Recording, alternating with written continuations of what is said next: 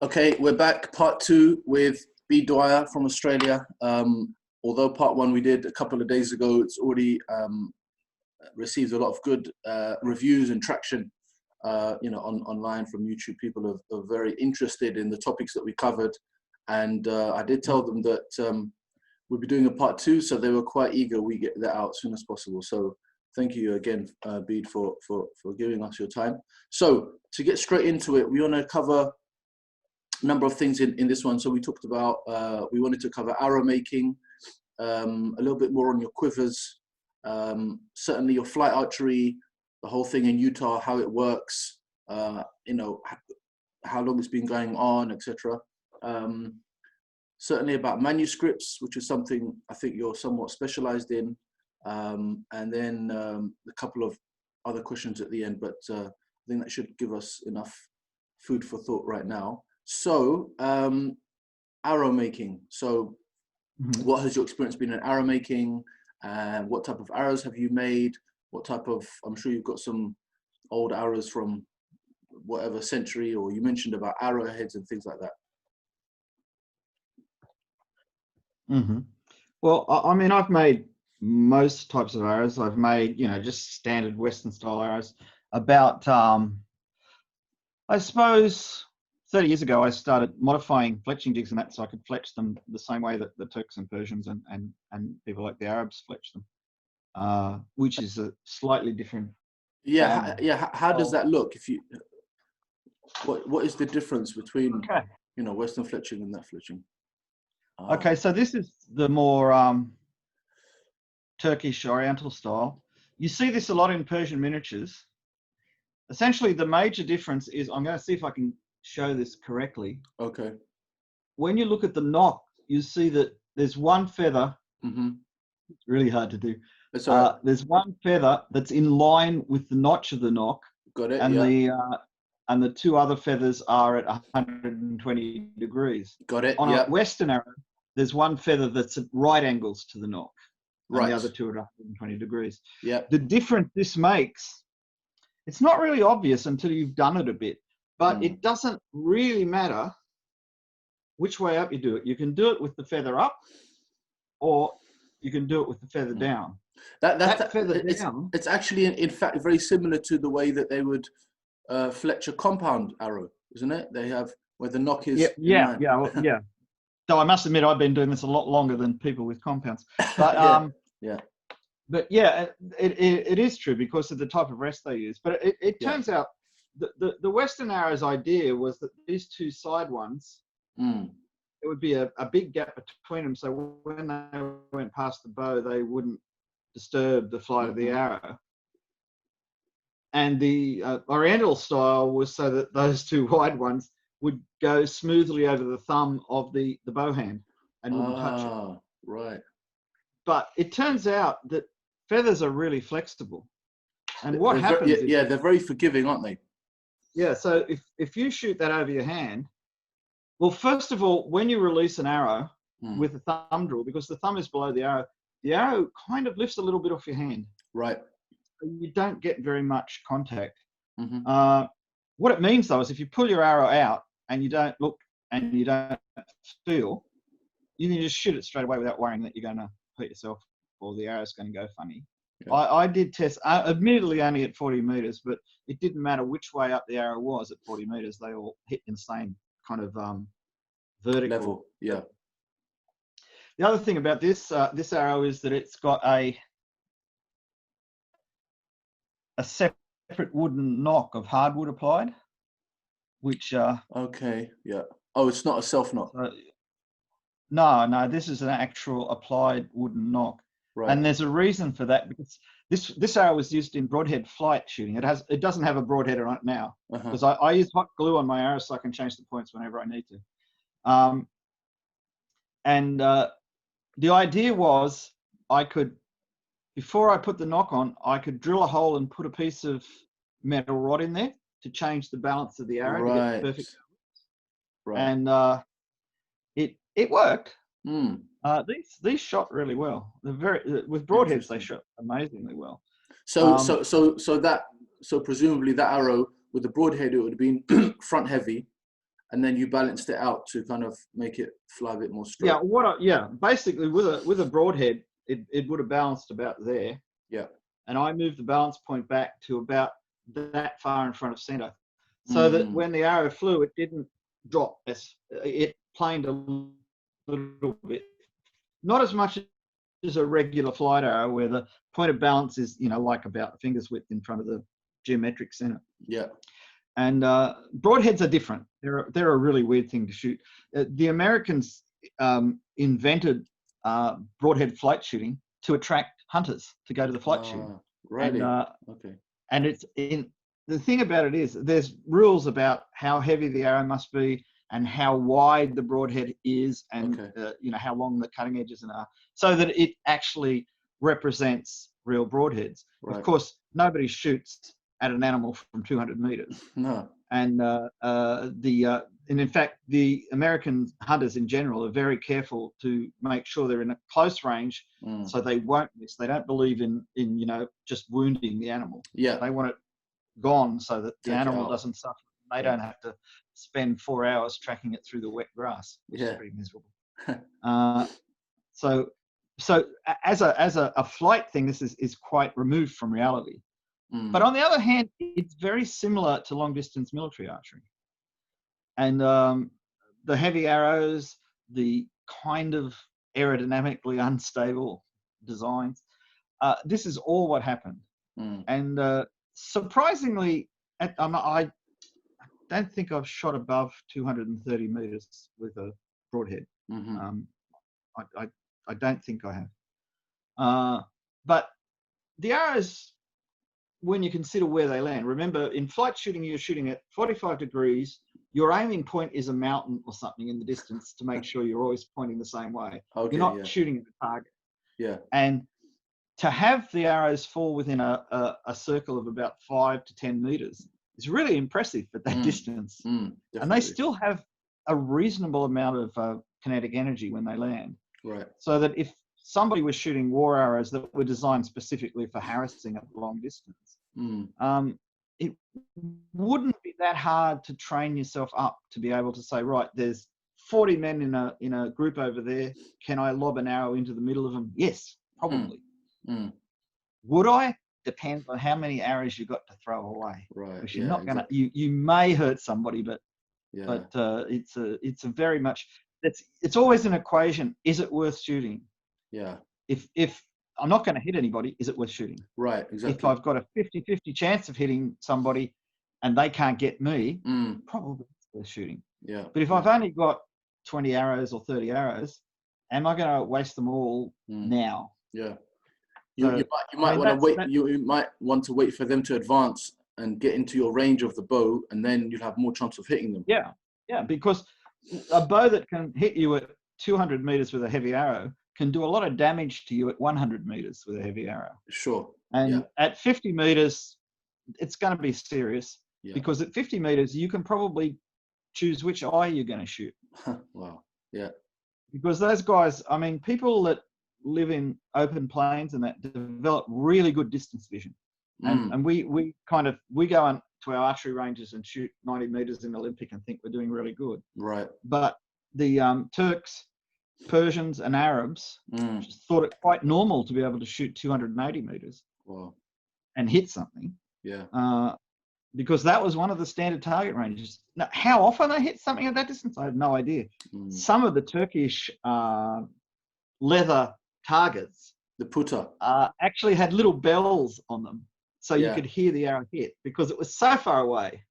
And you couldn't have someone standing next to it to tell you how good you're doing because, well, it might go off to the side a bit and then you've lost your judge. Yeah. I mean, the English had this wonderful thing. They did clout shooting, which is high angle shooting at a target that's almost laying on the ground. So the arrow had to come over and down into the target. Right. They actually did have someone standing off to the side of it. Okay. Very brave person. Very brave person. But he had this whole series of gestures to say short, over, and if you hit it, he threw himself on his back and waved his arms and his legs, which is pretty much the same thing as he'd do if you hit him. But so I mean, there was archery practice, I think there are always people finding fun things to do, because it wasn't like you didn't go to a range and pay your, $5 or whatever and shoot for an hour.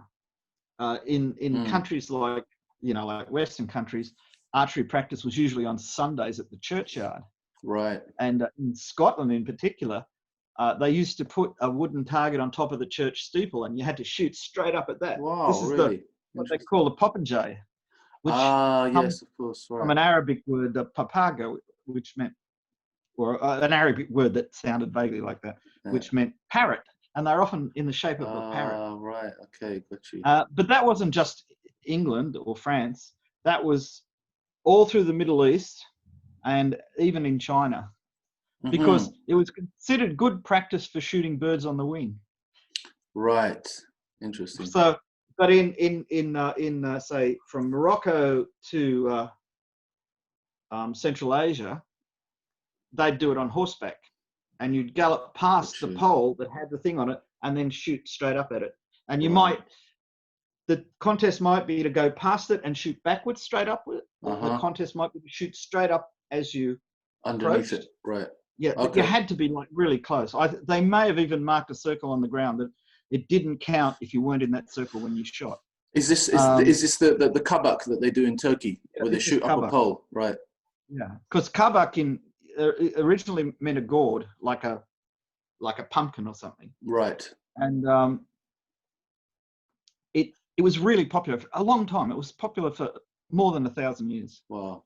Well, I think because it shows a very high level of skill, right? I mean, it might not have been a military drill, but although I did hear it was useful, or they trained to shoot up castle walls or something. But I think what you were saying about shooting birds on the flight could also be another practical use of that. Well, it's one way of getting feathers for your arrows and dinner.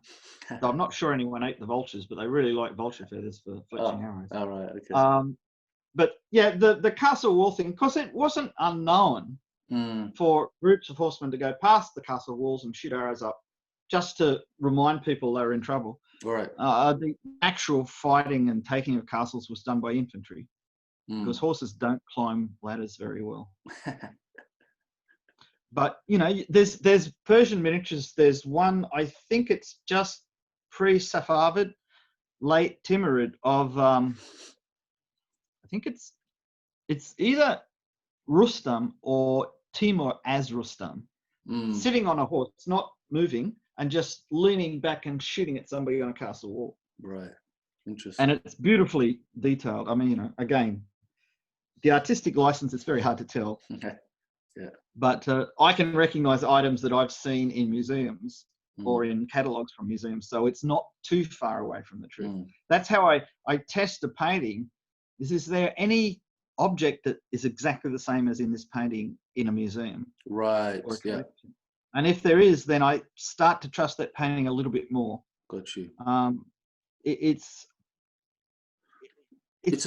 very hard to judge what you can take out of a painting. No, of course. But I guess that's a good standard to maybe judge by the reliability of the painting. Well, actually, I have two quivers to show you that I copied from a painting, and there are two ways of looking at the painting. One is the painting a exact depiction, or is the painting the thing flattened out because the artist may have been at one stage doing the decoration for a quiver or something. So he had seen the flat piece of leather before it was sewn into a curved piece of, and he might have those proportions in his workshop. And then I made the same quiver, but used the proportions from a real quiver in a museum, like the length and the width and all that, and the thickness of the insert in the base. Yeah. And they look very similar, but one sits much better than the other. The one based on the real quiver. You mentioned we're going to get onto the quivers shortly. I just wanted to look at you had an old arrowhead, and did you have any flight arrows there if you've made, or because they have different feathers and fletchers, right? I can show you a Turkish one. I can actually show you a practice arrow and a flight arrow. Please. I'm just getting them have like a mini museum there, so we want to see all the stuff.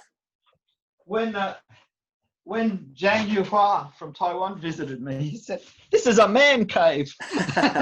What? So let's see what we've got in here. All right. The first I'll show you is what's called Havagezi. Hava means air, yes, and gezi means its shaft. And this was a practice arrow you shot with a sipper. Notice it doesn't have a point. It's just a cylindrical wooden arrow with no point. Right. And at the other end, it has a horn knock, applied horn knock. Okay, beautiful. Right. Yeah, it really is lovely. And at the base of the horn knock, you can see a tiny little black line. Yes. That's a separate ring of horn. Oh, wow. That's acting as a buffer. That's amazing craftsmanship. So would it be shot like that without fletchers on? Yeah, you would take a bundle of 30 of them out into the field, and you would shoot all 30 one after the other, and you would watch how they moved in the air, and that would tell you whether your technique is good or not. Because an unfletched arrow, if you've got bad technique, goes all over the place. Yes. In fact, it's not safe to even be standing next to someone doing that. Wow. They can fly up, flip over, and drop down behind you. Gosh. So, right. Oh yeah, they're frightening. They seriously are frightening. Wow. But these, I mean, the Turks regularly practice with these. There's similar type of thing used in Iran. I'm probably even in Mughal India, because they were very much in contact with all these techniques. Right. This is, let me get this right. That's the knock end of a flight arrow. Oh, is that covered in sinew? It's covered in sinew and then gold paint. Wow. Made from real gold. Oh, beautiful. And further up, it's got another binding, which I have no idea why it's there. There's no splits or anything in the wood. If you look, I don't know if this is going to come out, but if you look carefully, you can see the grain in the wood. Yes. It's kind of straight-ish. Yeah. So you've got the grain on one side, which this is the side that's on the sides, because the grain is running that way. Sorry, I can't see my hand. The grain's running that way. And if you turn to the upper and lower part, you can see how the grain comes into little tapers. Right. Yes. Yeah, I can kind of see that, yeah. Yeah. Now, because I mean, when you're making a wooden arrow, that's one thing you have to take into consideration, right? Any knots, and also which way the grain is going. Yeah, if it's got knots in it, you don't make an arrow out of it. But definitely the way the grain is. Even now, making modern arrows, you do that. So if you're plastic nocks, modern arrows, you just stick the plastic knock on so that the notch is going 90 degrees to this grain. Yes, right. This is the point. Oh wow, ivory. That's a piece of bone or ivory. Bone. Okay. No, that's bone. That's bone. Oh, okay. Right. I'm heavier than bone, so bone's sometimes better for a flight arrow. Okay. It's got a little hollow in it, and inside the hollow, the wood, they leave like a little peg on the end of it, which is about 3 millimeters long and about 3 millimeters wide in diameter. So it's tiny. So does that insert into the shaft, you mean? No, the arrow inserts into the arrowhead. This is the only time in the Middle East that they liked doing that. I think that's just the tube it was in. So this is a barreled arrow. You can't really see it, I don't think, but it's very thin at this end. Yeah, we can already see. Yes, I can see it getting much thicker there. Yes, in the middle. Then it thins right down to just before the knock, and then it flares out again. Right. Which is amazing, because this technology they're using for the top carbon arrows today for the Olympic archers. Oh yeah. All the X10s and stuff. They are barreled arrows. So I mean, amazing knowledge. Well, the thing is, when you're making wooden arrows, people don't realize it. Like, this is a commercially made wooden shaft, right? Mm-hmm. It's a tube. It's a perfect cylinder, because it's pushed through a machine, which takes all the rough edges off, and it's a cylinder. But when they made arrows in the old days, they had 2 or 3 planes, and they would run them along the shaft. and they'd rotate the shaft and run the plane along, rotate it, run the plane along, rotate it, run the plane along until it was round. Well, when you're making your arrows that way, it's just as easy to make barreled arrows as it is to make straight arrows. Yes. So, I mean, when I make wooden arrows, like when I can show you some wooden flight arrows I've made, exactly the same way, the same little bone tip and all that kind of stuff. It's actually not that much harder to make a barreled arrow. Because it's a lot of work. Is it more difficult to keep them consistent if you want to make a set of 12 barreled arrows to have them all the same? I mean, how easy is that? I've made target arrows that are barreled, and the way you do it is you have a little gauge, and it has holes of various sizes in it. And what you do is you say the Turks divided an arrow like this into 24 parts. Wow. And they kind of knew at each division how much diameter they wanted, and they had a gauge that they could check it with. Yeah. So it once you start doing this, it's not that hard. Right. When you're sitting in your chair at your desk trying to work out how to do it, that's hard. Like I was, this isn't one. I've got Turkish arrows that have been broken and put back together. And what they do is they cut a diagonal slice through the arrow, and then a diagonal slice on another piece of wood, and glue them together, and then retaper it. Right. And you just have a line across there. Right. I've got arrows that've done that 3 times too. They've got 3 joins. No way. Because I don't know why they really like that arrow, but maybe it kept winning contests or something. And does that give it a stronger connection if it's diagonal rather than like flat like that? Yeah. You've got a lot more surface area for the glue.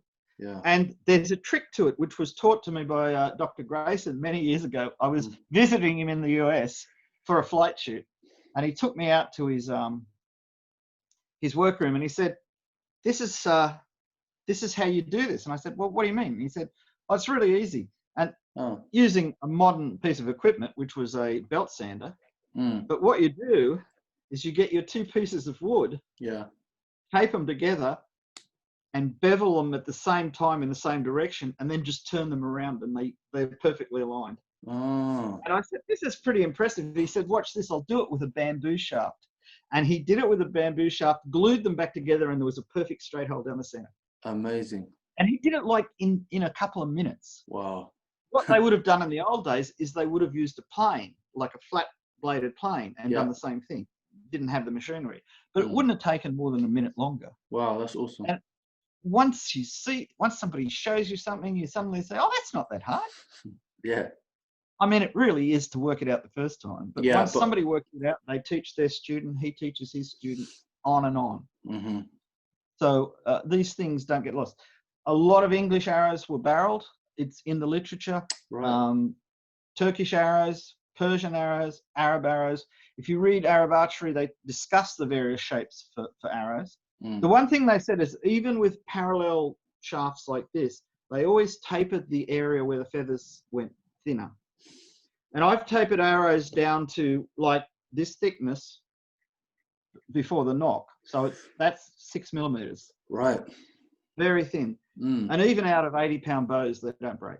Wow. I mean, there's so much pressure going through that small part. It's amazing to think how it doesn't break. But I guess obviously the sinew binding helps to keep it all together. That stops it not splitting. And I have an experience of what happens when one does split, because I made a set of arrows without sinew binding to reduce weight.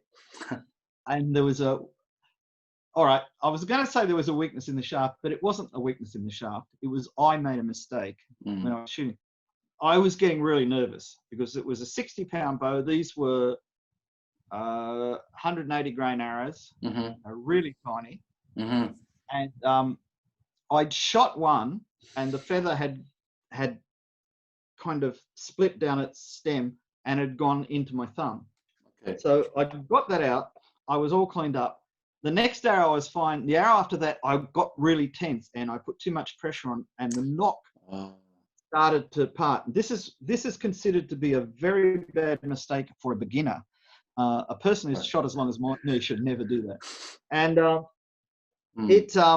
it split. Right. And I got the shortest distance shot. because the front part of the arrow went about 10 feet. The other bits went in all directions. I recovered the front part because it had the little bone knock on it, and that actually took a long time to make.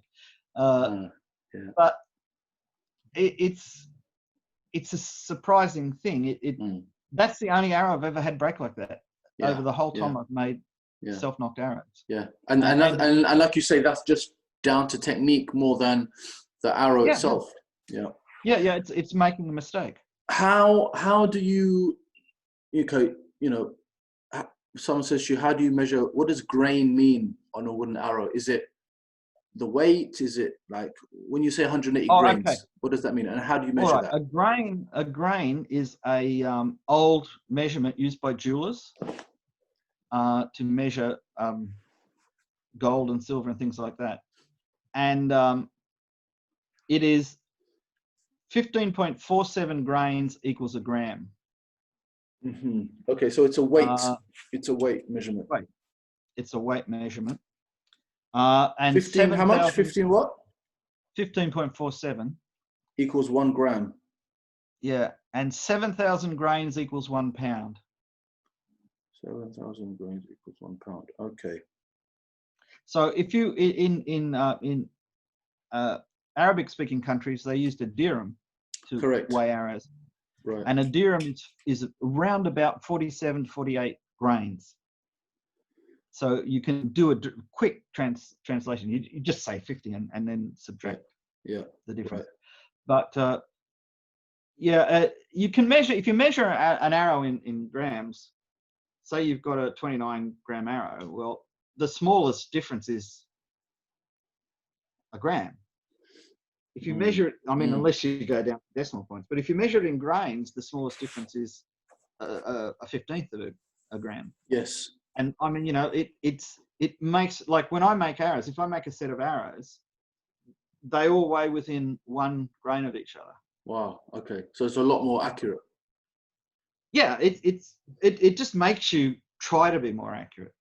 I mean, the weird thing is if you go to different climates, the weight of the arrow can change because there's different moisture in the air and it absorbs a different level of moisture. And you can actually measure that if you're measuring in grains because it's that obvious. I mean, like a feather, like the fletching on a flight arrow, weighs about 2 grains per feather. Yeah, so it all makes a difference. Yeah, it's very tiny. Yeah. Would you sometimes lacquer the wood or waterproof it or anything? Obviously, that can add weight as well, but then it protects the wood. Yeah. If you use something like shellac, there were various types. I mean, shellac became very popular after the 16th century when people had access to good quality distilled alcohol. You need a very high percentage of alcohol to make a good solvent for shellac. But when you do that, you can make a very thin coating that will waterproof the wood without adding very much weight to it. It's not like a heavy paint or anything. And the other advantage is it can be, if it gets scuffed and dirty, you can wipe it with an alcohol swab. Yeah.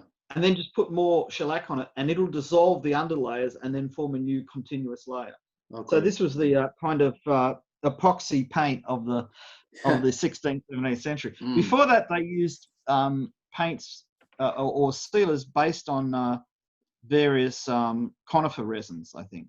If you want to find out how it was all done, read Adam Karpowitz's book, because he discusses it talking about making bows, and a similar thing was done on arrows.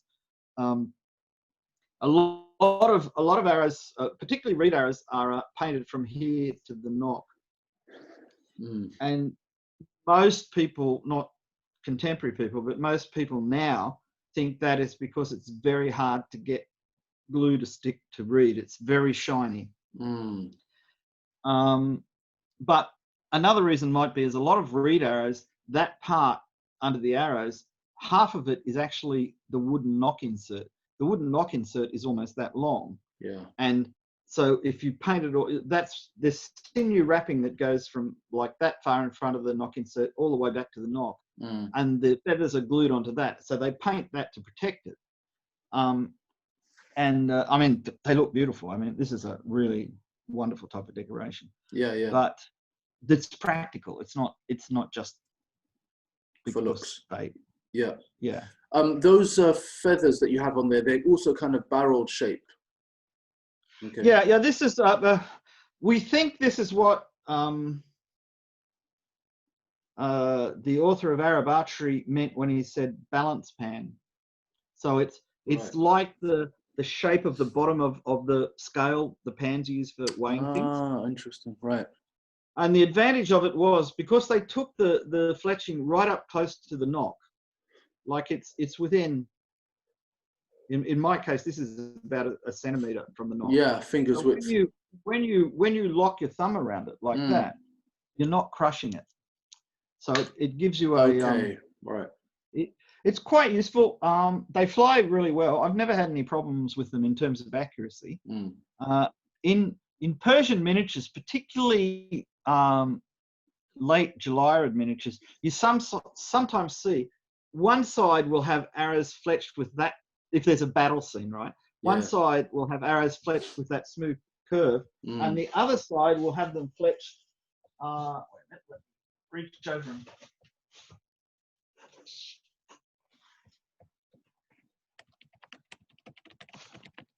Fletched with that shape. Right. Let me just see that.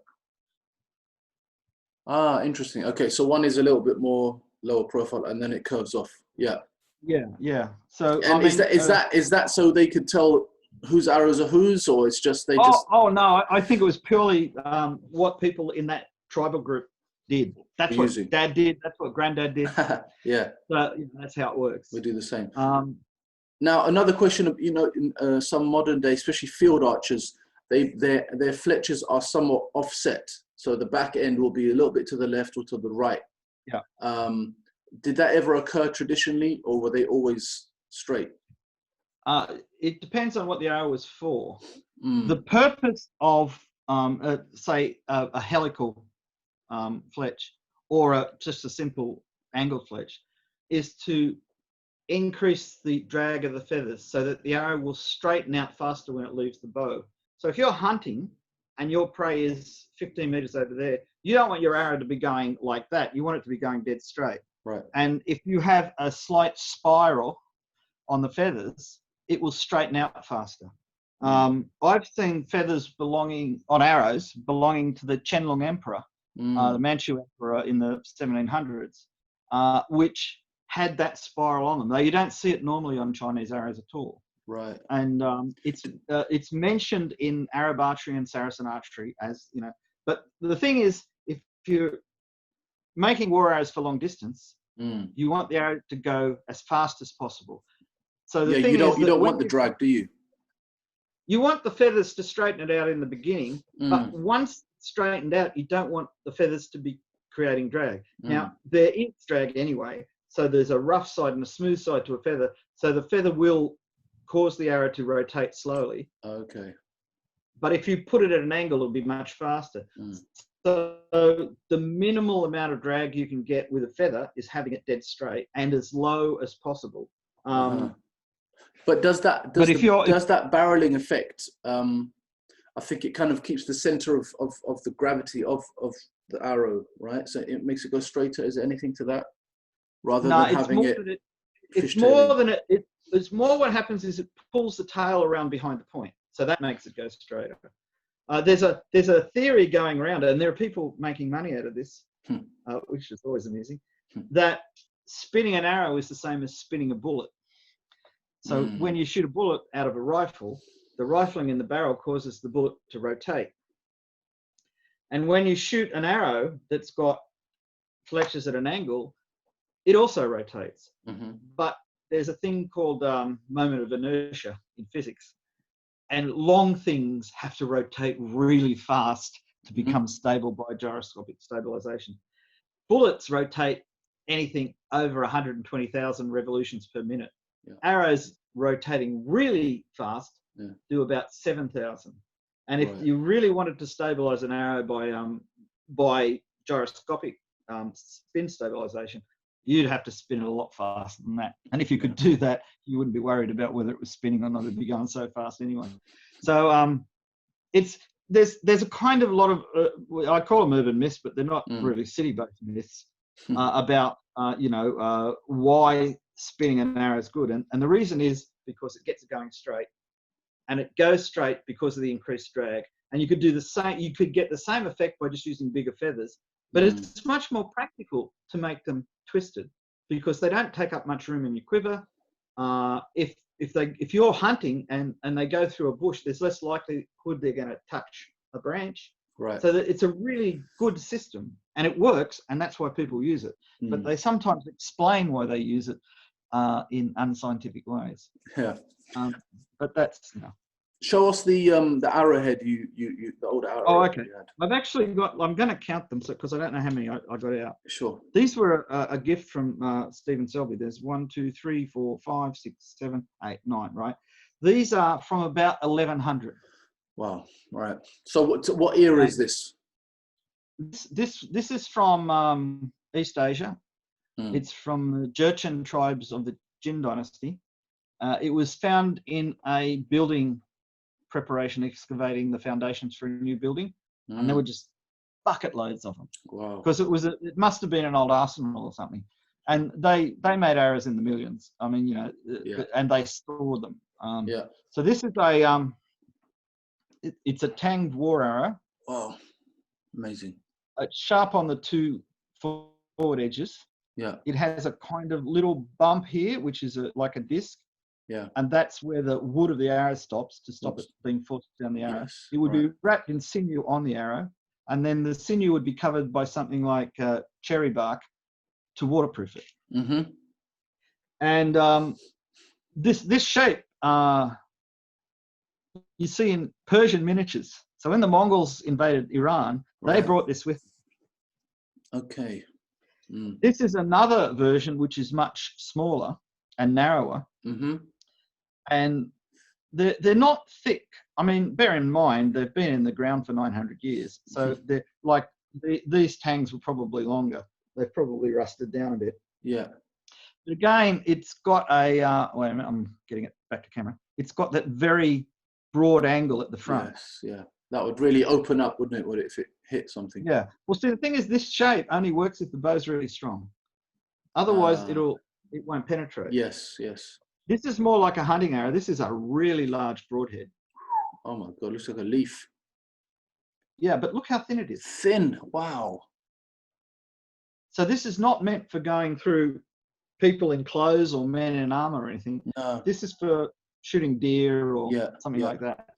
Wow, it's amazing that lasted so long. It's so thin, it didn't like rust away or anything. Yeah, well, it may have been thicker when it was younger.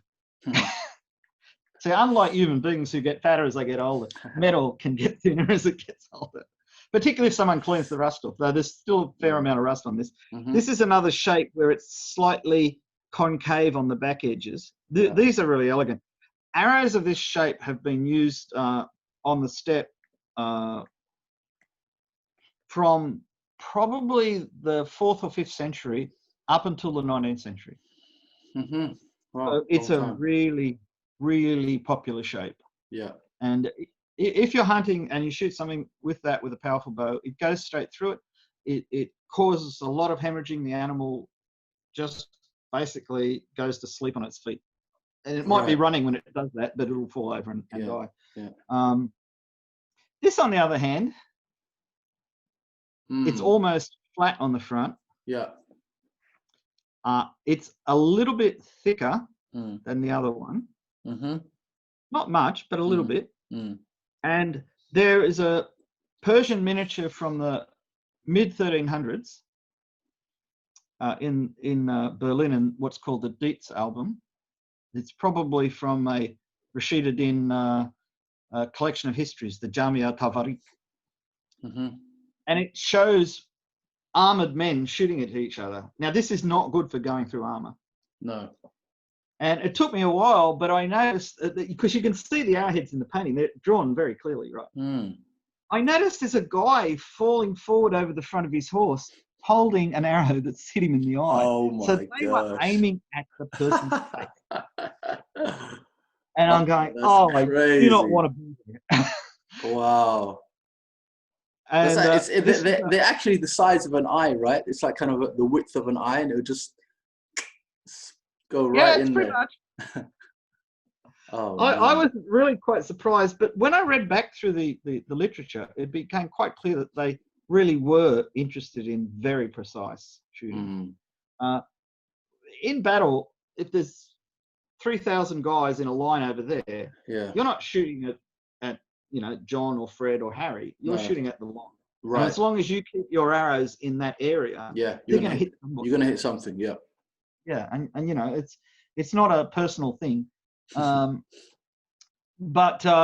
it is somewhat of a testament to the accuracy and the poundage of what these archers were shooting. I mean, like you said, some of those broadheads only work with a heavy bow.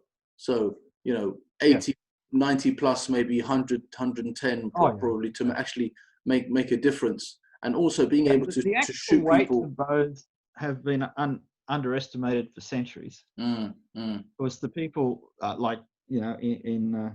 was having a discussion with someone today about this on Google Hangouts, and he said, well, I've been reading about, say, the English longbows out of the Mary Rose for 30 years. Yeah. And when they first brought them up, they were 60 to 70 pounds, and then they were 90 to 100 pounds, and now people are talking about 120 to 180 pounds. He said, wood swells up when it's in the water, and I tried to explain that what they did was, when they brought them up the first time, they just looked at them and said, well, they look a little bit thicker than the bows we're using, so they're probably a little bit heavier. Because longbows used in target shooting in England were only 40 to 50 pounds. 60 pound was a strong man's bow. Yeah. Because it was target archery. And there'd been 100 years of reducing the power of bows and increasing their efficiency. When they treated them to extract the salt water and the salt and all that kind of stuff, and then re-dried them out, and they went back to their original dimensions, they measured them. Some of these bows they could still draw after being, like they've been there from 1500. They still actually would draw. Serious. But they could measure the way. There was no way you could shoot an arrow with them. They just, it's just low. But we got a real museum in Istanbul. He worked out on the basis a similar way. He made bows that had made bows that had similar dimensions, and he knew how much they weighed. So you can just in their features. I mean, they vary from temperature and moisture and that, but they, you've got a fair idea of how they're going to turn out if you make them properly. And Adam makes them properly. Sure. And he was calculating that there were bows from everything down to about 70 pounds up to 190 or more. Oh, crazy. And he thought the 70-pound ones were for girls and young boys. So, there's funny stuff. There's some indication that certainly among the Mamluks, they'd train people with light bows until they were 18, and then they'd start training them with heavy bows. Because they thought that using heavy bows when you were young would distort your body. Yeah, because you're still changing, right? You're still growing. Yeah, you're still growing. The bones are growing, and they might grow in the wrong direction. And they think some of the archers from the Mary Rose had that distortion in their spine.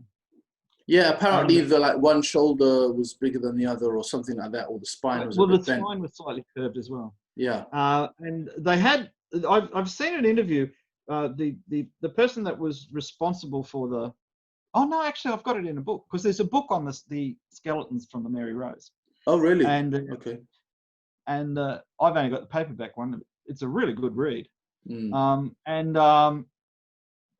got in a current heavy longbow shooter. He's quite a famous shooter actually, and he shot 200-pound bows, right? So he's strong. And he had shoulder and back problems, and they went in and they X-rayed him And then they compared it to these guys, and they were different because he started shooting heavy bows when he was an adult. Okay, right. And probably these guys started shooting heavy bows when they were in their late teens. Right, younger, yeah. And it causes a different distortion. I'm summarizing what they said in the book was much more precise and not that definitive, because scientists know that, you know, the next time they do an analysis, they might find something new, so they don't commit themselves to generalizations like that. This is another smaller, like little broadhead. Right, yeah, very thin. Wow. And that could be shooting any kind of game. That would work for hunting. Right. It would could be shot at horses from long range. Could be shot at people not wearing armor. Sharpened. There was a couple of studies in the Journal of the Society of Archer Antiquaries on arrow penetration against various materials. Turned out little blades like this would go straight through padded garments. Didn't even slow down. Really? But if they hit mail, they'd stop. And arrows that would go straight through mail, like pyramidal shaped. Yeah, it has to pierce it, right? It has to be long, piercing. Yeah. Well, those ones would go straight through the mail, but they'd get stuck in the padded garment. Ah, interesting. So if you saw a whole group of guys wearing padded garments, you'd get out these ones. There's some paintings. There's a painting in St. Catherine's Monastery in Mount Sinai. And it's of one of the Byzantine saints. And he's got a closed quiver, which is the type of quiver that you wear with the arrows point upwards. Okay. And the different arrowheads are drawn really precisely. And there's you know, like there's ones like this. Yeah. And there's ones like this. And there's ones that are perfectly flat across. So people carried a variety of arrowheads. And in that kind of quiver, you can put your hand in the side of the quiver and feel the shape of the arrowhead. Now, obviously, you don't feel the shape of the arrowhead from here because you cut your fingers. Yeah. But you can this much of the arrow you can reach to. It's coming out. And that's where you usually grab it. But you could feel up to see if it's the right arrow. I don't think you would look down to do it, because if you look down to get an arrow, someone will shoot you from the other side. Because the best time to shoot someone is when they're not looking. That's true. So these archers obviously had to be very familiar with the arrows that they had to be able to just grab and shoot and pick them out and shoot. Yeah, in Marco Polo claims that the Mongols carried 30 long distance arrows and 30 short distance arrows. And he's a bit confused about what characteristics characterize which is quite common in written stuff. But there's a Persian writer from Delhi in the 1100s. And he goes into some detail about what arrowheads are for what and how useful they are. And he lists a whole various set of shapes.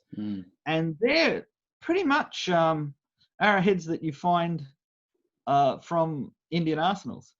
Right. Even like in the 19th century, 800 years later, because they still did the same job. And the thing was, like those late crab bows probably were in the 120-pound range for the serious ones, for the ones used in warfare. So they could slap an arrow into you real hard. Yeah. And there's a British report from the siege of Lucknow where some of the Indian sepoys that were fighting against the British, and I'm not going to call them mutineers because it would offend people from the subcontinent. They were using bows and arrows. Right. And they talk about one guy stuck his head up above the parapet and got an arrow that went straight through the front of his skull and out the back. Oh my gosh. And this is at the end of archery being used in military. Yeah. They don't want to think what it was like when they were, full on. Crazy. Yeah. And it's like one of the I think it's the Kangxi emperor, one of the early Manchu emperors, was out hunting and he used heavy bows. I've seen some of his bows. Right. Yeah, they're scary. Yeah. And big boys' toys.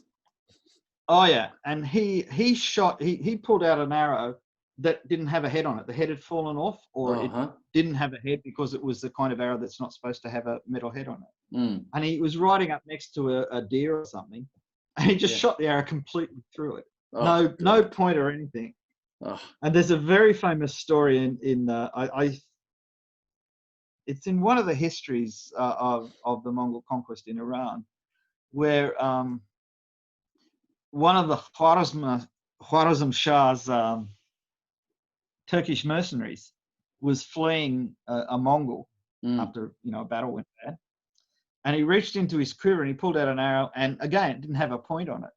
So he turned around and shot the Mongol in the eye. Oh my God. And the guy kind of fell off his horse and whatnot.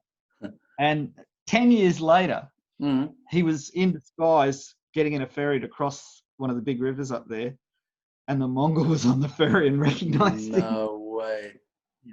Wasn't good. That wasn't good. But that's the guy that did my eye. Crazy. But the concept was that, I can shoot that guy's. I mean, you don't know how close they were. They might have only been, 10 meters apart. Yeah. But still, it doesn't matter. Yeah. You're terrified. You're on a moving horse, and the guy that you're shooting at is on a moving horse. This is not easy. No, not at all. Not easy at all. Not at all. Let's see those quivers that you mentioned. Okay. Well, what I'll do is I'll rearrange these arrows.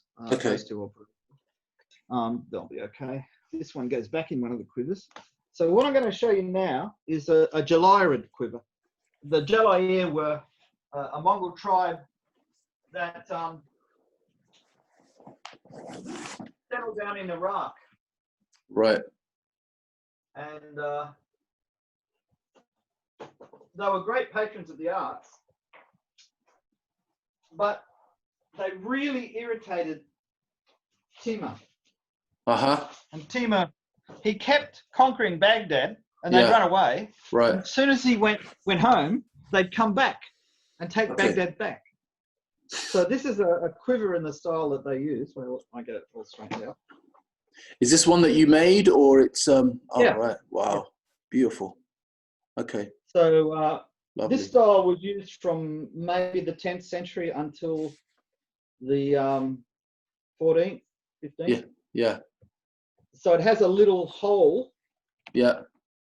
And you put special arrows in that hole. Like if I wanted to put one of these arrows in there. Yeah.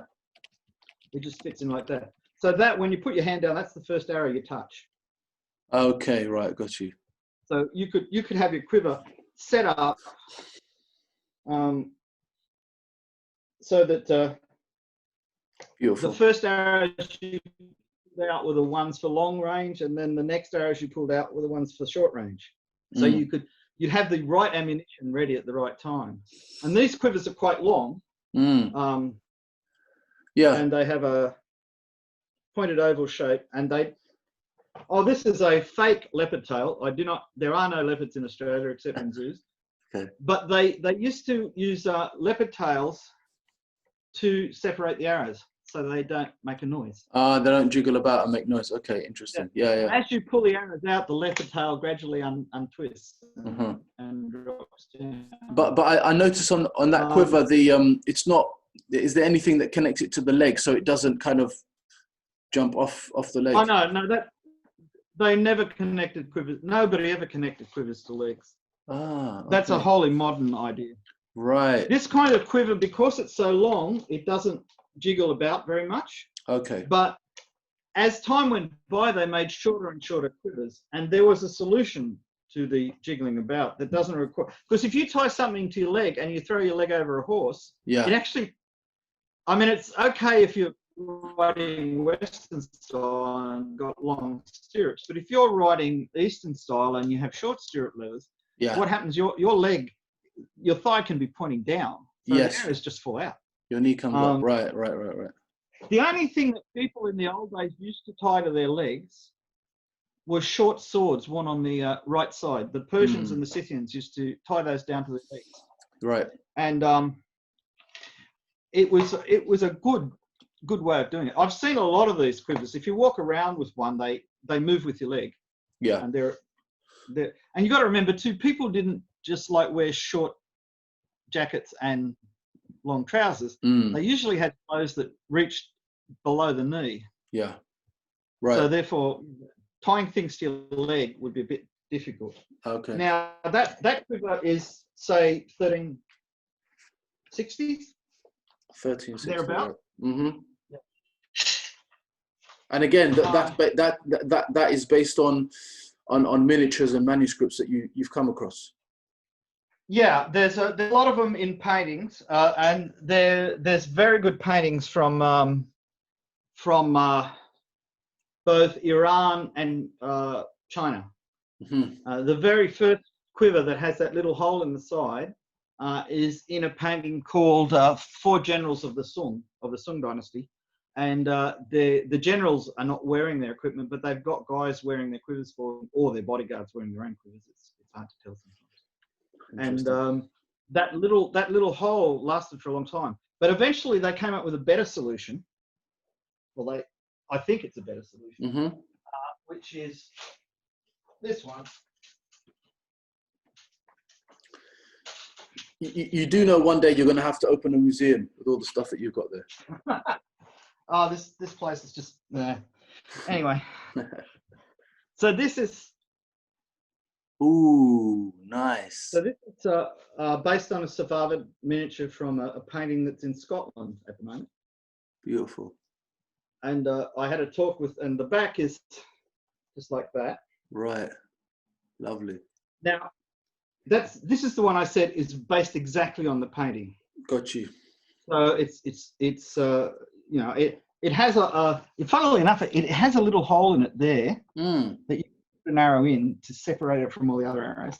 Mm-hmm. And it sits pretty well. Mm-hmm. And you use this strap to adjust the angle to the right angle, and it's fairly solid because it's quite big. Yeah. But the real design for that quiver, based on the museum quivers and this design applied to them, is this one.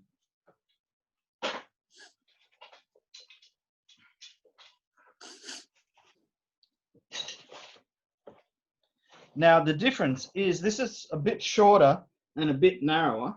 Right. Okay. Stunning. And stunning. On the back, it has an extra strap. Aha. Which is threaded through slots in the back. Which is for what exactly? Well, that is what stops it from flopping around.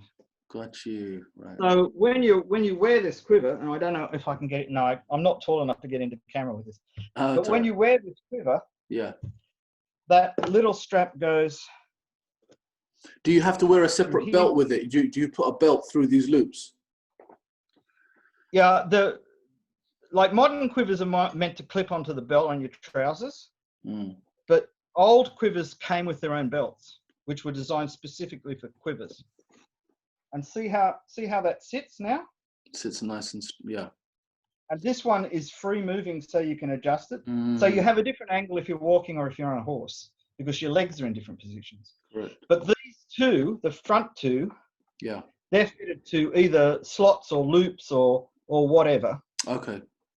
So that they don't move.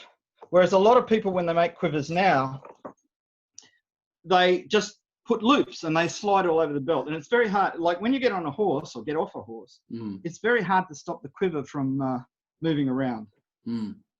So, the painting is from 1547. Right. So, and this, I'll see if I've got an arrow that's appropriate for it. How long did it take you to make those roughly? Well, I don't just make the quiver. I make a case for the bow as well. So these come in sets. Yeah. Okay. And it takes about 4 days, 5 days. Really? Oh, okay. I thought it did. But that's like you're working all day each day on it. Or... yeah, about 5 hours a day. So this starts off as plain leather with no color, and you cut out all the pieces. You dye them, and sew them together. And in the base, there's a piece of wood inserted, and that's covered with leather, and the leather is stitched on. You need an industrial sewing machine for that or something, right? No, this is all done by hand. Oh my gosh! Wow. So 2 needles with a thread between them, and an awl to push the hole through the leather. Right. And it's a lot faster than you'd think. Right. Because the other thing is you can watch television while you're doing it. You can watch a movie.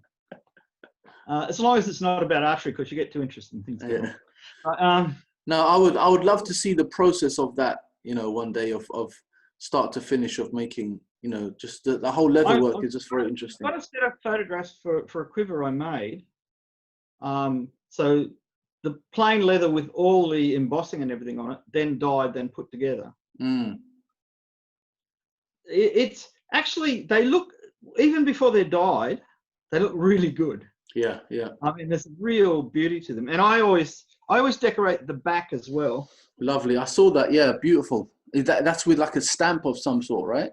Yeah, yeah. Stamps and little semi-blunt knives that you cut the lines with. Right, right. And the front decoration on the pouch, that's embossed too. That's hand carved. I got the design off the painting, which is really hard because on the painting, that design is that big. Oh my goodness! Yeah. And but you replicated it very well, and that's all by hand.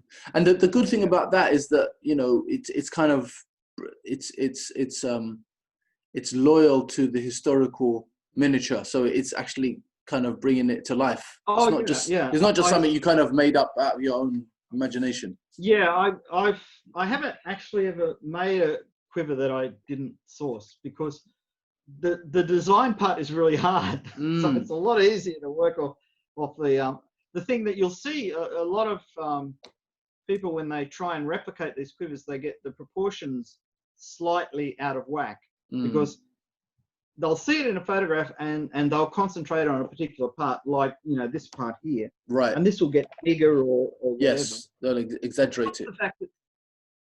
Plus the fact that there are some quivers that are out of proportion. There's quite a few Turkish ones in Karlsruhe that, I mean, there's one that's, well, there's half a dozen that have beautiful proportions, but there's one or two that look really weird, and obviously it was to the taste of the person whose quiver it was. Yeah, of course. Or the village where the quivers were made. Yeah. Do people commission quivers from you still? Do you still make them like to order type of thing, yeah. or? Yeah, I'm making one for somebody at the moment, actually, and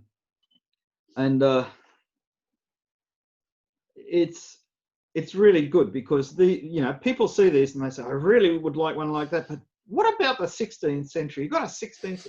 This one's a 16th century one, but and I say, oh yeah, I'll show you a quiver I made. It doesn't have regular arrows in. Oh, I meant to say this part here. Yes. Put arrows in to separate them out. Okay.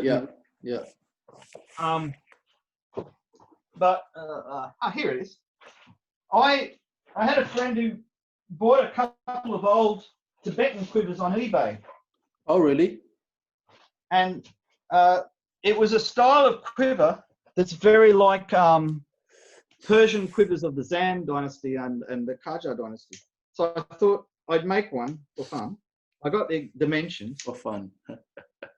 And that's what it looks like. Holy moly. Wow, I love the detail though on there though. And on the back, they're all the same.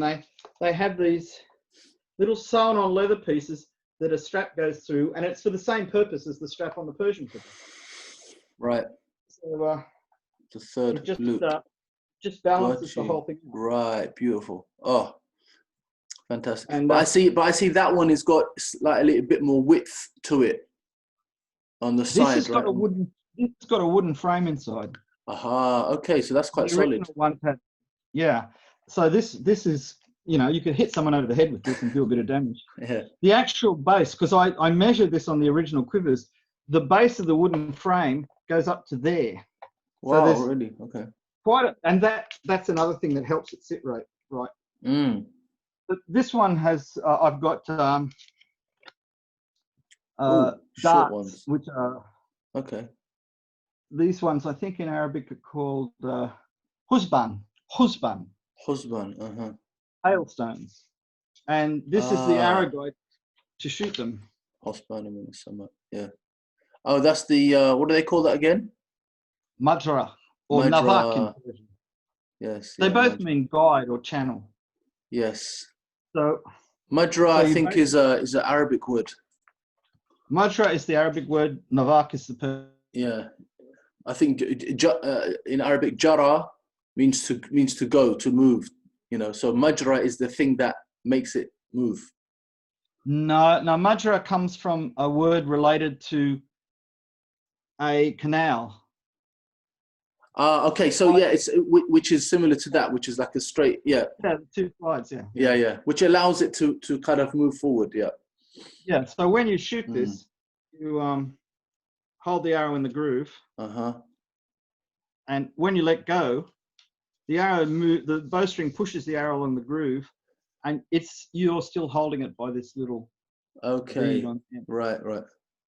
And did you make that majra yourself as well, or what? Yeah. I made that one about 20 years ago. Wow, amazing. The first one I made, which was 35 years ago, because I read it. I read this book that said you could do this. I thought, well, if they could do it, so can I. That was a mistake. I didn't know whether they should be stiff or not. So the first one I made was out of a piece of PVC pipe. Okay. And I'm shooting this, and it seemed to work, but it was very inaccurate, and I didn't know why. So I took it along to indoor archery range where I shot, and I shot it there. And one of the guys that worked there said, "Do you know that thing is bending like that when you're shooting?" And so I never shot that one again. So when I make them out of wood, I make them so that the side is quite thick, and the two support areas, they don't have to be thick. They just have to support the weight of the arrow. But this is not flexible, and these shoot really well when they're not flexible. Interesting. There's another style. I've got these things everywhere.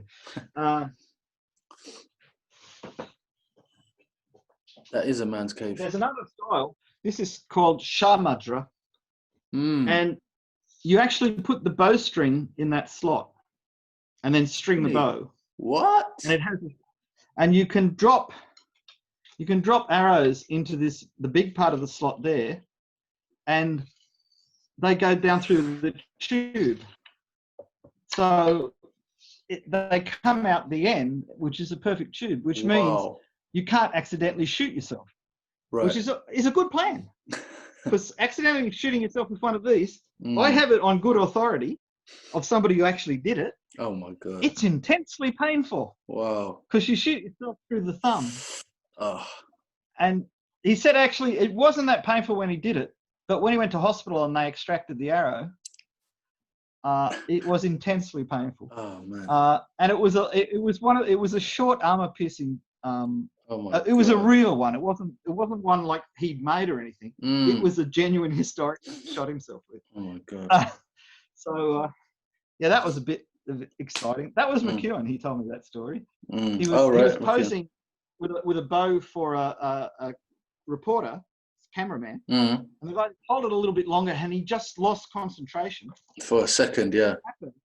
When you lose concentration, let me get this in the right way. When you lose concentration, that can happen. Oh, okay. It comes off, right? Yeah, and that is a very bad experience. And the rest is history. Yeah. Apparently, see, these were known in Korea and China and Mongolia and Persia, and they were known in India. There's actually a French painting of a group of Indian weapons, and tulbar and kanda and all this kind of stuff. And there is one of these and the short arrows for it and a little quiver for the arrows in the painting. Interesting. Yeah, I was surprised because they're very rare. There's a Mamluk painting of someone with one at full draw, from the 1400s to 1450s, something like that. And that's the only other one I know where you can actually. Oh, there's an illustrated Encyclopedia of Archery made in Delhi. I think it's the Hidyata Rami, and there was a copy. It was written originally in 1500, and there was a copy done in the mid 1700s, and it was fully illustrated with beautiful Mughal miniatures. And there's one miniature of someone shooting one of these in that as well. Amazing. I've got two of the original, two antique arrows for this from India, and they're a little bit shorter than these. I make these this long. The shortest I ever make are that long, and I don't put feathers on those. They go straight. Doesn't matter. Yeah. But these original ones are so long. That's about 10 inches. And they have little armor-piercing points. Actually, one has a miniature broadhead. Okay. Which means that it had to be shot out of a copper arrow guide or an iron one, because if you shot it out of a wood one, it would split it. Yeah, it would tear it up. Yeah. And the other one has a typical type of very small armor-piercing arrowhead that's common on a lot of arrows from the northern India area. Yeah. Really designed to go through mail. Okay. Or if you're wearing plate mail with those little metal plates in the mail, it would puncture one of those plates quite easily. So interesting. Let's talk about Utah flight archery.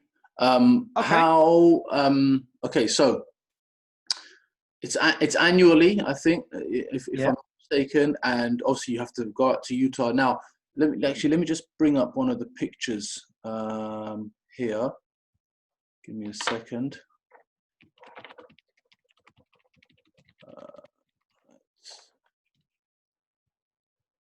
Okay. So here we go. So this is 2018. Now, presumably, there's no targets. You're literally just shooting. And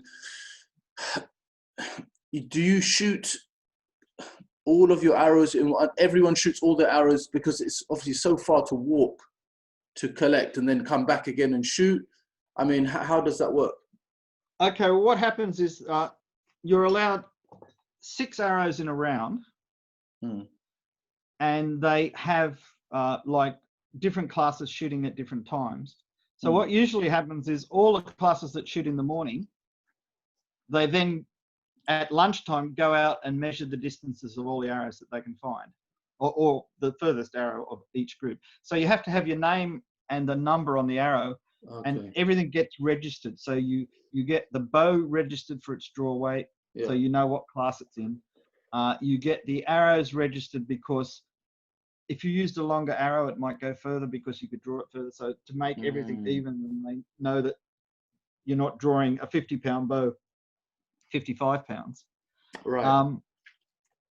So what happens then is after the shooting for the morning is finished, the judges and a group of volunteers will walk out to where the arrows are, and because they're different classes, the arrows might start at 200 meters and go on to 600 meters. Or if there's one class that they shoot laying on their back, pulling the bowstring. Right. And that one they shoot at the end of the day, because sometimes they go over a kilometer. Oh, crazy! Wow. They're very hard. Now, are the arrows? Presumably, some of them are stuck in the ground, so it's easier to find, but some of them just skit along, and then, can they be measured or not? The ground is salt, so they very rarely skitter. They nearly all stick in the ground, and it's where the point of the arrow lands. Is even if it, I've rarely seen any that have slid. Okay. Because the salt is when the arrow hits. When an arrow, if you shoot at 45 degrees or within a few degrees of that, when the arrow comes down, it comes down at around about 60 degrees. Okay, so it's kind of it doesn't want to go sliding anywhere. It will. So it will. They do stick in the ground. Okay. Yeah. The problem is, like this, we're using there's different classes being shot there. So I'm shooting what we now call modern Asiatic, which is any modern materials bow made in the form of a traditional Asiatic bow. Okay. The young girl behind me is shooting in the target bow class. That's recurve target bow, modern recurve target bow. Yeah. As is the lady right at the back. Oh no, is that a young man? I can't. Yeah. Yeah. I can tell from the real photograph. I know the people. So when you go out, the judge reads the number off the arrow, and from the number they look up what class it was being shot in. Right. And then they do a measurement with what's called a total station, which is a surveying device, which can precisely measure the distance and elevation and all kinds of things. Wow. But what they first do is they find the arrows. Yeah. And they have little wire things with a little flag on it with a number, and they stick that flag in where the arrow was, and then they use a surveyor's posting. Okay. Right. For the measurement. Right. So what they basically do, if they find an arrow that says bead number 1, bead number 2, bead number 3, they'll work out which one is the furthest. And if you're out there, they'll ask you, do you agree this is the furthest one away? And if you're not sure, they might measure 2, but generally you only have to measure 1 because 1 usually goes further than the other. Then they do the measurement and it's entered in the thing, and then afterwards they collate it all. And then in the afternoon, there's another several rounds shot. And when they're finished, you go out and collect the arrows, and they're measured. And if it gets too dark, they just leave the flags there and come back the next day. So you just do 1 round of 6, or do you have a number of ends? You can enter in up to 4 separate rounds. And on Sunday, there are the broadhead rounds when you can enter 2 rounds. So you can shoot up to 6 rounds over the 3-day period. Which is not a lot of arrows. No, and it's a long way to go. And it's remarkably fun. I'd read about this stuff in books, right? I didn't know anything about it, and a friend invited me over for his 90th birthday party, and I thought that's a good thing. And he said, "Do you want to go for a drive?" We were in Oregon. Yeah. This was a long drive. So we drove out there, and he said, "This is where the flight archery is." And I said, I was meeting people I'd read about in books, right? I guess your friend wasn't Home Newman, was it? No, this was Dr. Charles Grayson. Oh, Grayson. Okay, fine. Okay, someone else. Yeah. All right. The man himself. And, okay. So he introduced me to all these people, and they were really friendly and nice. So yeah. And they said, "Do you want to shoot?" And I said, "Oh, well, I've never done this before." And Bert, Charles Grayson, said, "I'll lend you a bow." Oh, okay. And they said, I think it was back in those days. This is 2001 or something. It was $5 or $10 or something to shoot. That was the fee for taking part in the competition. Okay. But if you wanted to get a record or win a prize, you had to join the, I think it was the National Field Archery Association. Okay. And that was $50.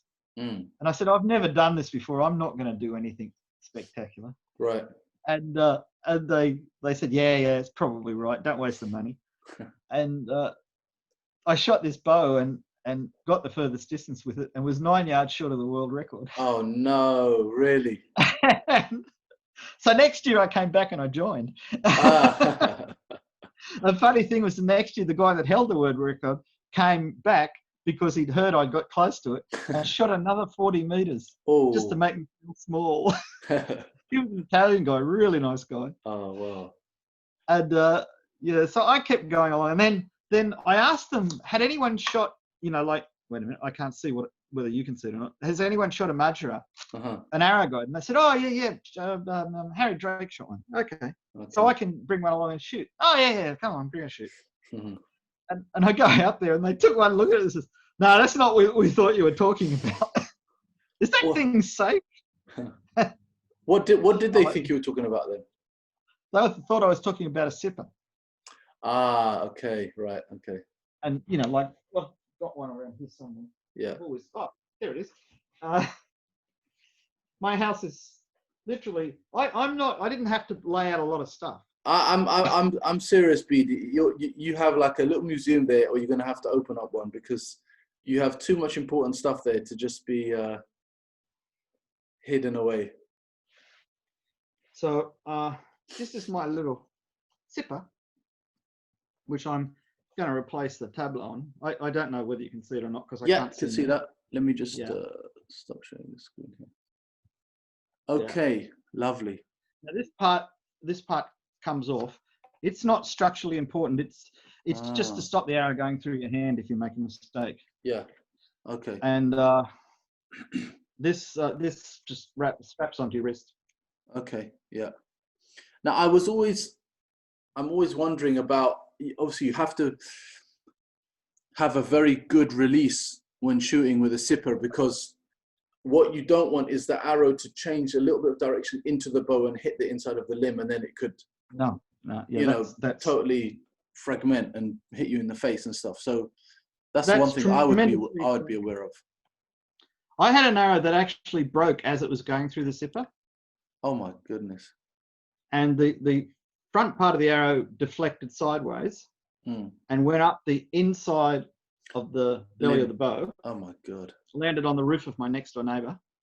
The middle part, like a bit split off, and it hit the pin that holds the buckle of your wristwatch on. No way. And my wristwatch dropped onto the ground, and the back part with the feathers hit the target. And I videoed this because I didn't know it was going to happen. Now, Bede, there are trick shots, and there are trick shots. Oh, this was so scary. On the video, I'm doing this, feeling my arm to find out if there's a bit of arrow in it, because you're totally numb. You just have no idea what's going on. And that video has never been seen by anyone because it's just too embarrassing. But the thing is that a sipper is. I can shoot a sipper with almost any bow has the right grip shape. Even a really light bow, because the arrow is sitting there, right? It's supported. So even a light bow will push it past the end of the sipper and it'll work. Right. But you cannot shoot these with light bows. The arrow drops out. Yeah. Right. It has to be pushing the arrow fast enough. When I first made one, I didn't know whether it would work or not. So I sat down and used my physics training to work out how fast it was accelerating, because I knew what its initial velocity was over that period, and taking into account how fast you fall under gravity, how far would it fall between the one end and the other end. And the calculation was that with a bow that was of the speed that I was using, that it would fall less than a millimeter. So it's really safe if you're using. It's not really safe. It is in fact really dangerous, but it's relatively safe if you're using a bow of 30 pounds and up. Okay.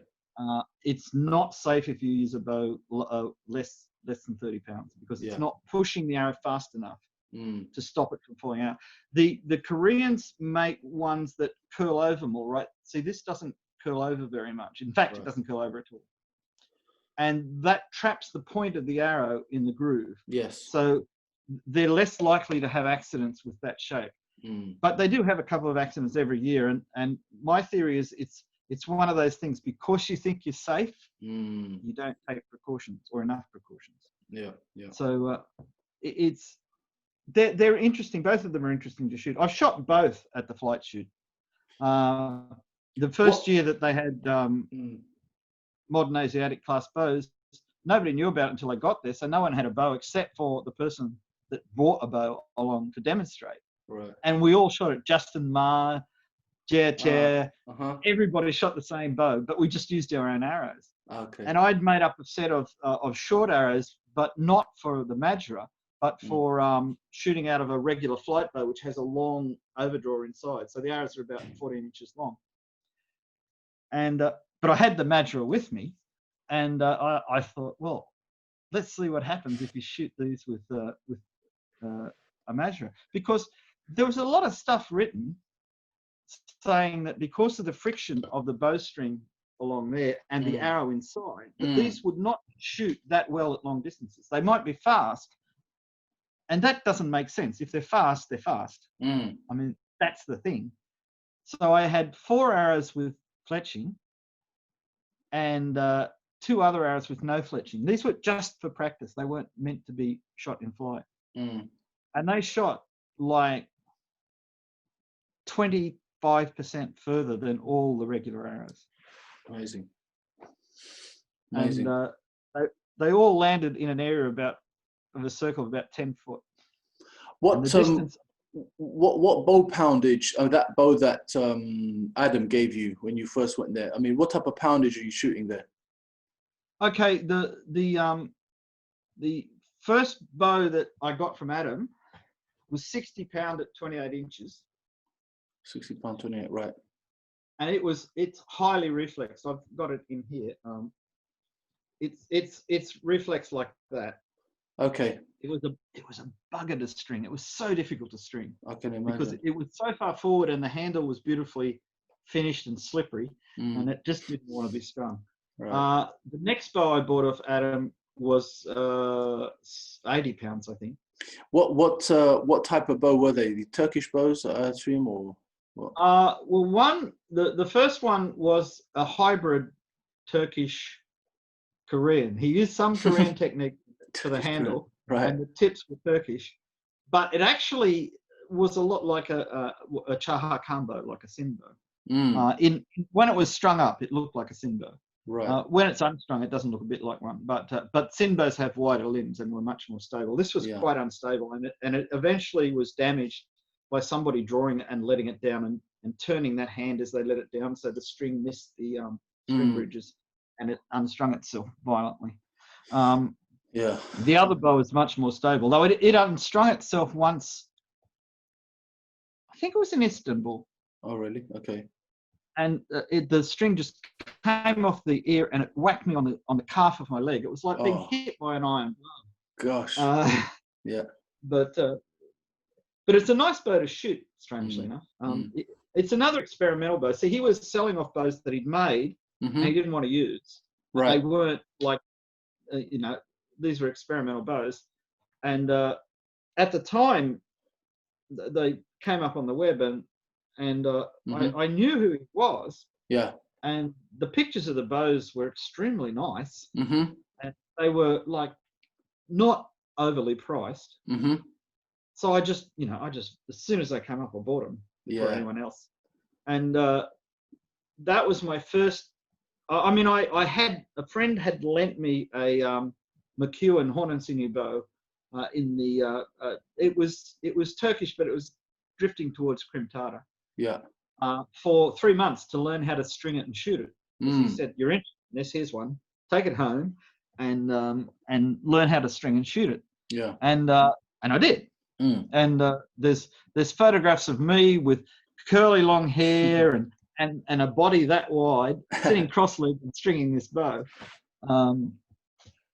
I'm intrigued in this image. I'm just going to zoom in a little bit here. Now, the arrow looks like a modern type arrow, and although you are shooting thumb, do you have like a different lock on here, or is it just the standard? No, it's the angle of the photograph makes it look as though there's 2 fingers. Okay. But in reality, it's the standard lock. Okay. That arrow, I've got its sister over here. That's a 55-pound Korean, modern Korean bow. Yeah, I was going to say it looks like a Korean style bow. 55. All right. I had a bit of a problem with baggage. It would cost me a really enormous amount of money to take bows that didn't fit in a certain size case. So I used to make cases for the bows. And the last couple of times I went there, I was coaching somebody, and I just couldn't fit a really efficient bow in. But this is a nice bow. So this is the arrow. Oh, okay. Hold on. Let me see that. So it's a carbon arrow. it's about 5 millimeters in diameter. What make is it on there? Carbon I'll show you. Express? No, this is a medallion. Ah. Yeah. Yeah, no, I think it is a Carbon Express. It's got that sign on there, no? That little X sign. No, yeah, I'm just reading the thing. Certainly. Yeah, it is Carbon Express. Yeah. Yeah. The medallion series, these come uncut at 29.5 inches. Right. And the instructions that come with them say to cut them down. These are for children's bows. Yeah. To cut them down to at the most 22 inches. Oh, right. And not use them in bows over 25 pounds. So these actually fully made up with the point. Inside I've cut off the back of the point. There's only a tiny amount of point going into the shaft. These weigh exactly 200 grains. Wow. Okay. And that's what? How long is that? It's what, 20 to 30 inches? 30? 29.75 inches. Yeah. Let me see the Fletchers. They're probably quite small, right? Yeah. Tiny. That's a finger. Yeah. Okay. Super small. Okay. And, so presumably you could shoot a traditional looking bow with a modern arrow. I mean, that's just a different category they have there. There are classes where you can only use traditional materials. So you can have a horn and sinew composite bow. You must have wooden arrows, and the bowstring must be made out of traditional materials. Ah, okay. So it all has to be traditional. Linen, silk. I used gut one year, sheep's gut. You could use rawhide. Yeah. So this modern Asiatic one is really for people that want to get into it. Yeah. As an entry level. Why was your poundage not higher than 55? Okay, there were 3 poundage classes: 35, 50, and 70. When I weighed this in Sydney, it was 50. And I was hoping to be in the 50-pound class. When I got there in Utah, it was 55. How did that happen? And I know their scales were accurate. Yeah. So the difference of 4,000 feet in elevation and the change in humidity had changed the weight of the bow. Amazing. Wow. Interesting. So I was in the 70-pound class. Big boy class. Okay. That made it difficult, I'll tell you. But so 2018, was that the last time you were there, or you still go annually, or?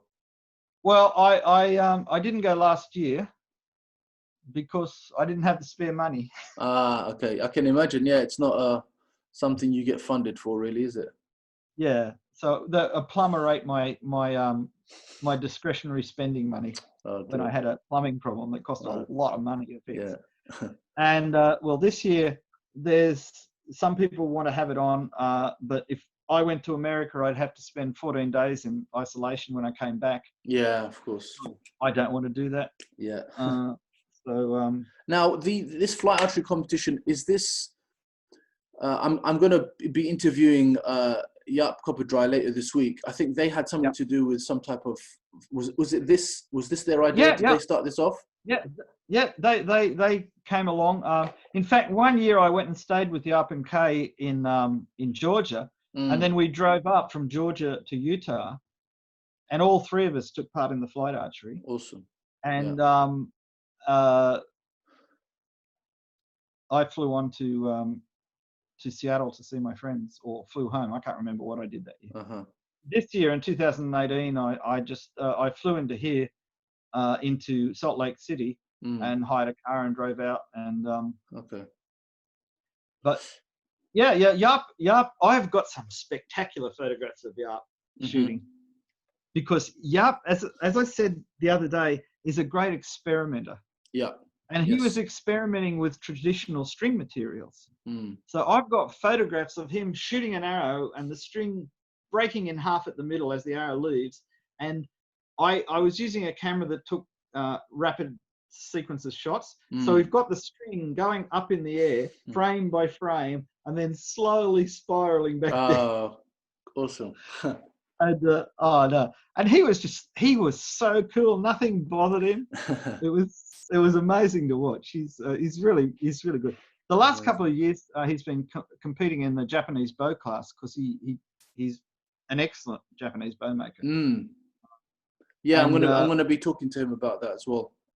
Yeah, I mean, he's really good, but he makes horn and sinew bows that are really good too.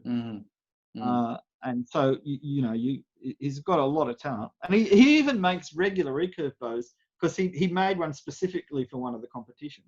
Interesting. And did pretty well too. Yeah. But he's a very strong person as well. So he knows all the techniques. Yeah. And he can build the bows. Plus, he's physically strong.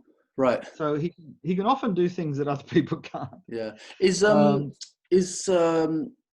Is Grayson still alive? No, Grayson died in 2010. 2010. He was he was 98 years old, just nudging 99. Right. And he was, a few weeks before he went into hospital, he was practicing for that year's. Amazing. Oh yeah, and there's no age ranges except for young people. Like there's juniors. Right. So he was competing against people that were 60 years younger than him. Oh. And still, actually maybe more. And still, he won medals in the last 3 years of his life. He was still actually winning. Yeah. So yeah, he convinced me that getting old isn't a barrier. Yeah, absolutely. No, someone like that is an inspiration. Okay, we're going to move on to some of the PDFs that you sent. Now, I'm sure you've come across this one. Yeah. Someone asked me, is this the same as Saracen Archery? It's just named differently. Totally different books, written in different places and written at different times. Okay, good. You notice it says Arabic manuscript of about 1500. Yes. That is the manuscript that they did the translation from, but it's not the original manuscript. An Egyptian scholar by the name of As-Saraf found the original, or an early copy, in Topkapi Sarai's museum, and it was dated 1271. And right. it had the author's name and everything. So they when they translated this in 1949 or 45, sorry, I'm just looking at that. When they translated it in 45, they didn't know who the author was. They guessed it was done in Morocco, and that was confirmed by the when they found a book that it didn't have the front page. And I think this was in the Bedelian library. And this was the first direct translation into English. There was an earlier discussion of Oriental crossbows where the person doing it could read Persian, but there were a lot of mistakes in it. It was the husband of Beveridge, the woman that translated the Bab al-Namah, Baba's memoir. But this is really early in I mean, Klopsteg's Turkish Archery was published before this, but it was very specific about Turkish archery, and he was just basically translating from German. Joachim Hein had made a translation of Mustafa Khani's book in the 20s, and it was published in German. And Klopsteg was going to learn Turkish, but Ottoman Turkish is very difficult for a person to learn in their 40s or 50s. Yeah. So he decided he could speak German, so he decided he'd do the German thing. So this was really important because I think it's the Telkhis Rezail, which is Mustafa Khani. That was just on flight archery. It had other stuff in it. It had about the guilds of archers and all this kind of stuff, but it was primarily about flight archery. Whereas this was about all forms of archery, target archery, archery and warfare, trick shooting. There's a whole section on trick shooting, which is where a lot of strange ideas have come from recently. Yeah. So these two people, the translators, Amin Faris and Robert Potter Elmer, you know them, or are they still alive? I know of them. Robert Elmer was an American archer who pioneered a lot of modern target archery and wrote a history of target archery in America called History of Target Archery. Nabir Faris was an Arabic scholar. So one guy was an archer, one guy was a expert in the language, and they bounced ideas off each other when they had trouble with the translation. At the time, it was the first thing to ever mention the Majra in a European language that we know of. It turns out that the Byzantine Greeks knew about them, but nobody recognized that the word they were using was for a Majra. They thought it was a small crossbow. And so it had gone ignored. But this book had so many things in it that people weren't aware of. People didn't know that there were these structured manuals being written in medieval times, because the first serious book on archery written in English was written in the time of Queen Elizabeth I. Well, actually, before she was queen, her classics teacher, Roger Ascham, wrote a book on archery, which is 50% referring to ancient Greek literature, but it does have a lot of useful stuff about shooting the longbow. But that was the first book about archery written in English, and that was in the 1500s. So the Asaraf, in his study of Furusiyya literature, there is a whole chapter on archery literature, and there's documented manuscripts going back to the 9th century. Archery training manuscripts. And this kind of, this kind of long literary tradition is quite. I mean, in China, there's books going back to the 4th century BC, but some of the things in the Arab books are clearly from older Persian ideas, because they're quite. They say outright, "Oh, the Persians do this. This is no good." Bearing in mind he was writing in Morocco, I don't think he really knew what the Persians were doing, except from reading other books. But but maybe he did. Maybe he went on the Hajj and met people. You never know. So the author of this one was who then? Because we know the translators. His name was Abu Maimun. Abu Maimun. Okay, so obviously, clearly, a Muslim guy from the Islamic background. His Nisba is al-Marrakeshi. So he's from Marrakesh, or his family was from Marrakesh. Okay, so clearly he was an archer himself, and this was all of his own knowledge that he put this book together. He obviously had read a book called Al-Khatib al-Wadir, the Clear Book of Archery. And this was by an archer called At-Tabari, not to be confused with the famous Quranic scholar At-Tabari, the historian. And his family came from the same general area. And so he's not writing just about the things he saw around him. He had a long tradition of archery literature that he had read. And he expected educated people who read his book to recognize it. But the point is that they didn't use quotation marks. So sometimes you can't tell whether you're reading something that happened 200 years before his time, that he's just quoting, or he's talking about something he'd actually seen. Okay, so here's an interesting part, which also I wanted to talk about. So it says, different kinds of bows and arrows. Bows are of two kinds, a hand bow and the foot bow. Okay, the hand bow is of 3 varieties. Hijazi, which is modern day Saudi Arabia, Arab bow. Composite, masnu'a means put together, made. Persian, which is also the Turkish. The Arab bow was so called by Ismail, father of all Arabs, who was the first to introduce archery among them. So Turkish bow, we know it looks like. Persian bow, we know. But Arab bow, is that still a piece of the puzzle that we don't have much information on? Well, when that book was written, there wasn't much information, but there are Arab bows in the Topkapi Museum.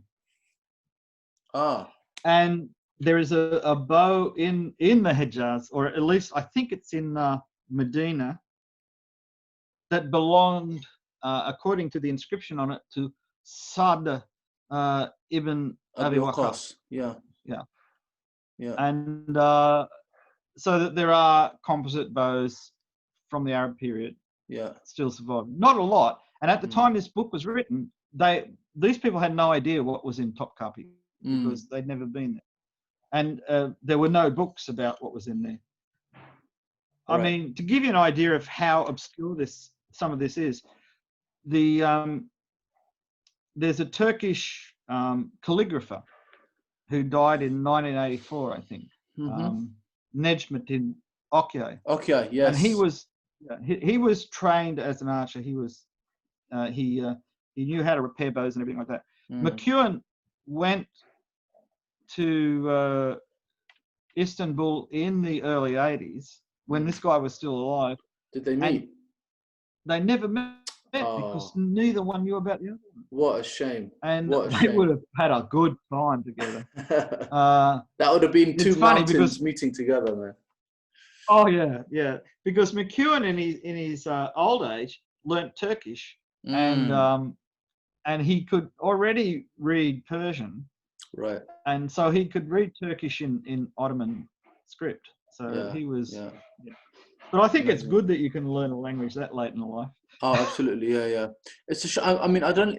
Does this book not have diagrams, or is it just the copy I have, or is it all text? Oh no, there's photographs in there of original bows. Oh, okay. And I'm going to go to the end and see there's a frontispiece which is a drawing of I think it's Necmettin Okyay as a young man, actually. Oh, really? Okay. And in Turkey, in one of the archives of one of the sports magazines, they have the original photographs, and they've been published online. Interesting. So okay, I'm going to go to. Sorry, go on. And so you can physically see what was really being done. There's, in fact, from the 1930s, there's a whole group of photographs of people practicing archery with sippers and all kinds of stuff. That's, I mean, I'd been studying this stuff for 30 years and didn't know anything about it. Yeah. And then all of a sudden, this started popping up on the internet. Actually, here, this is the chapter. I think they're talking about the mudra. It says to use a mudra, lay it across a bow like an arrow, etc., etc. Interesting. Yeah, no, definitely a good read. It's quite a long one, but it's a good one. Okay, so some of the other PDFs you sent me are quite good because they have some images of the bow. Now, is this Greek? What language is this? No, that's Russian. Russian? I think so. How come it's in Russian? Can you read I don't Russian? remember sending you anything in Russian. Oh, unless it had more than one text in the PDF file. This was just the links that you sent me off that academic link. Oh, right, yeah. So that's this journal had things in different languages. Ah, okay, right. Yeah. So Dr. Khorasani is presumably from Iran. Yeah. He lives and works in Germany, but he's So I just wanted to go down to the image you had of. Was it this one? Could have been another one where there was an image of a bow, and it had some. Well, in one of them, I put in a diagram of a Persian bow with the names of all the parts. Here we go. Right. That's my drawing. Right. So, yeah, the names are, well, Qabza here. Qabza is, but that's not Persian, right? No, the Persians adopted that word from Arabic. Yes. Okay. So they have slightly different names from what the Turkish would use. Yeah. I mean, like the word gusha, which is used for the rigid tip of the bow. Oh, here, yeah, which means ear, and this is why in some old books about archery, in English they refer to Turkish bows having ears because that's where that came from. But some of those names are a bit confusing. Yeah. Well, faraj in Arabic means opening, so I guess this refers to that's the knock for the string. Knock. Yeah. Okay. But no, interesting. So this is obviously typically a Persian bow with a much longer. Is it seer here? We would call it. Yeah, the seer on Persian bows is has slightly more reflex at the tip, and it has a slightly more a slightly bigger angle at the what the Turks would call a casanai, but it's mainly the limb is like the part that's in yellow and orange. That's much broader on a Persian bow than it is on a Turkish bow. Yes, yeah, quite wider, yeah. The other one was what was it? Do you know this Iranian guy Ali Gorjihan? I've seen his videos, and he and Dr. Khorazani used to know each other, I think. Yeah, I think they've had some. Yeah, he does a nice video. Yeah. Okay, so again, this is another depiction. So yeah, you've got the translation as well, which is good. Yeah, yeah. This we tried to this is a more general one.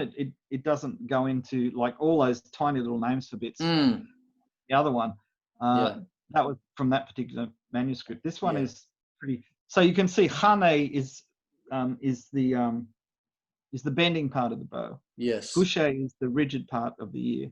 Yeah. Qabza is the thing. The Dime is the arrow pass where the arrow goes past. Okay. And Zeh is the string. Yeah. That's where the Turkish word for thumb ring, zirger, comes from. Ah, zihir. Oh, okay. Grab the string. Interesting. Very good. Very good. And then this one was, I don't think there's images in this one, but this was Persian archery manual. So Muhammad Zaman was the author, or what? Yes. Yeah, he was the original author. Right. And Muhammad Zaman, okay. Obviously a Persian guy, yeah? Yeah, yeah. There's quite a bit about him that was in the manuscript we were able to translate. So, and I must point out that the majority of the translation is done by Dr. Khorazani. I just interpret the bits where the archery is complicated. Yeah. Right. And I mean, we work together. Obviously, we are back and forth about this. But it's important to know who does most of the work. I'm sure they couldn't have completed it without you, but okay, here's images. This is the original manuscript, yeah? Yeah. Excellent. Amazing. Very good. I had no idea that there was this. He's found another one. Really? He told me the other day he's found another one. I mean, it's just amazing. This the links I sent you didn't include the one by Omar Khayyam. Because I worked on that with him, but it was published in a book, and authorship is just him, so I didn't feel it was right that I should put it up as something I did. Sure. But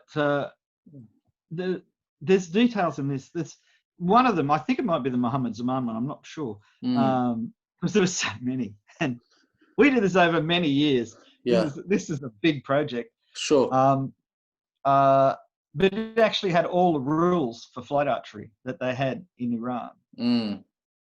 And they did things like they had a record book that the club kept. And when you shot a record, it was entered in the record book and you were given a certificate saying you shot this far in this range at this time, and these people were the judges. There had to be official judges there, otherwise it didn't count. Yeah. And there's a couple of sentences in Saracen Archery about how someone called Agun or Akhun shot an arrow with a 120-pound bow which was with one limb strengthened, and it went 630 yards or something like that. And then they said, but he was disqualified because the bow was, illegal to use in that competition. And for years, no one knew what that really meant. And then I think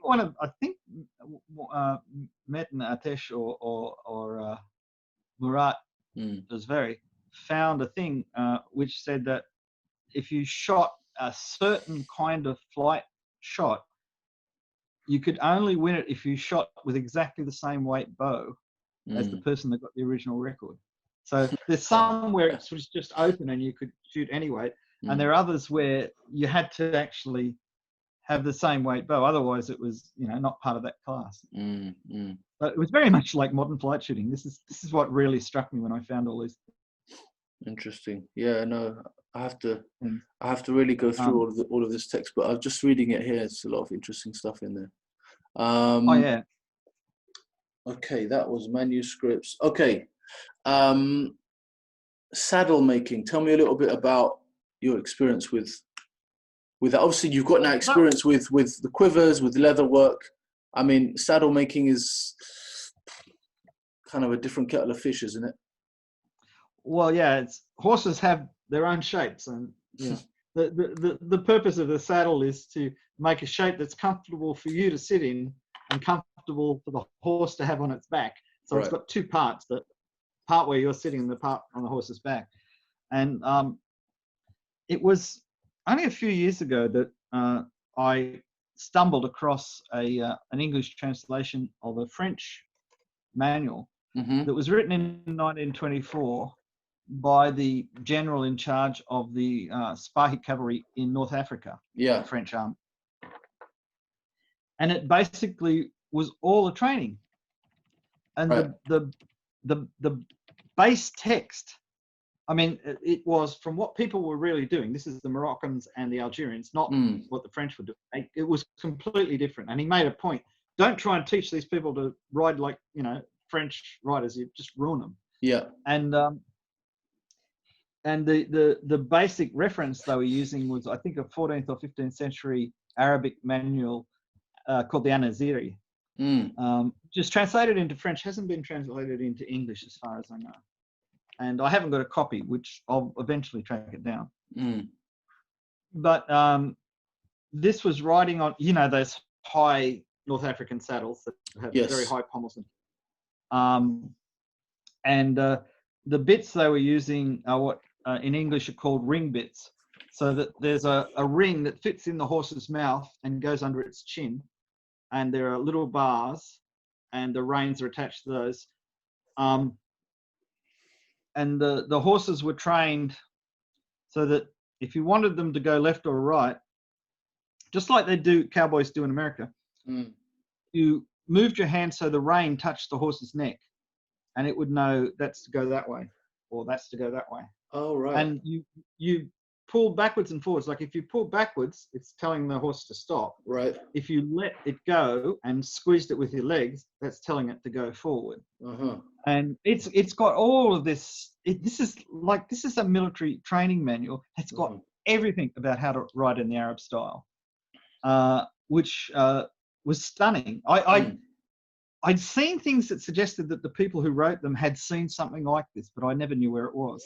And then I found it, and found two books written by another French general in the second half of the 19th century after the French conquered Algeria.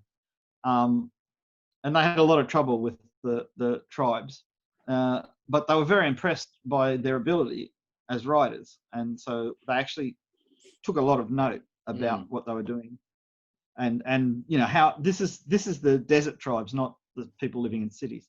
And there's people in North Africa in the 19th century used to go hunting ostriches on horseback. Wow, really? Pretty hard, because ostriches have really good eyesight and they can run really fast. Yeah. And when ostriches were valuable for their feathers, their leather, their meat. But what they do sometimes is they capture little baby ones, and they bring them back to the camp. And they just treat them, you know, they were just pets. And they'd wander around between the tents and everything, and the women would feed them. And they said that you had to be really careful if you were doing a business deal and counting out money, because the ostrich chicks, when they got about this high, they'd come up behind you and lean over and swallow the coins because they thought they were food. Oh, right. So you kept your hand on it. And I mean, they had pet gazelles and Really? and Wow. sometimes leopard cubs, which wasn't a good plan. And there's a famous story by Usama ibn Munqidh in the 1100s in Syria about a guy who thought he had a young cheetah and brought it to one of the sultans and said, and everyone said, "That's a leopard." So yeah, he mistook the spots. Yeah. Bad mistake. Because you don't think of it, but they were hunting lions in Syria in the 1100s. Crazy. This is just amazing. And leopards were killing people in the village. Leopards were killing people in Iran in the 1910s and 20s. Really? So I mean, you don't understand how wild things were. Because everything now is roads and trains and cars and that's right. And but even in Iran, there's still there used to be tigers around the southern part of the Caspian Sea. No way, really? Yeah, and there still are wild cheetahs somewhere in northeastern Iran. I think they're very. I don't think anyone's seen any for a few years. So no, they're probably super rare as well. The problem with cheetahs was people captured them for hunting. Yeah. And they basically they captured them young to train them, and they basically removed the breeding stock. Okay. Right. Because it was a really big deal. Everybody had.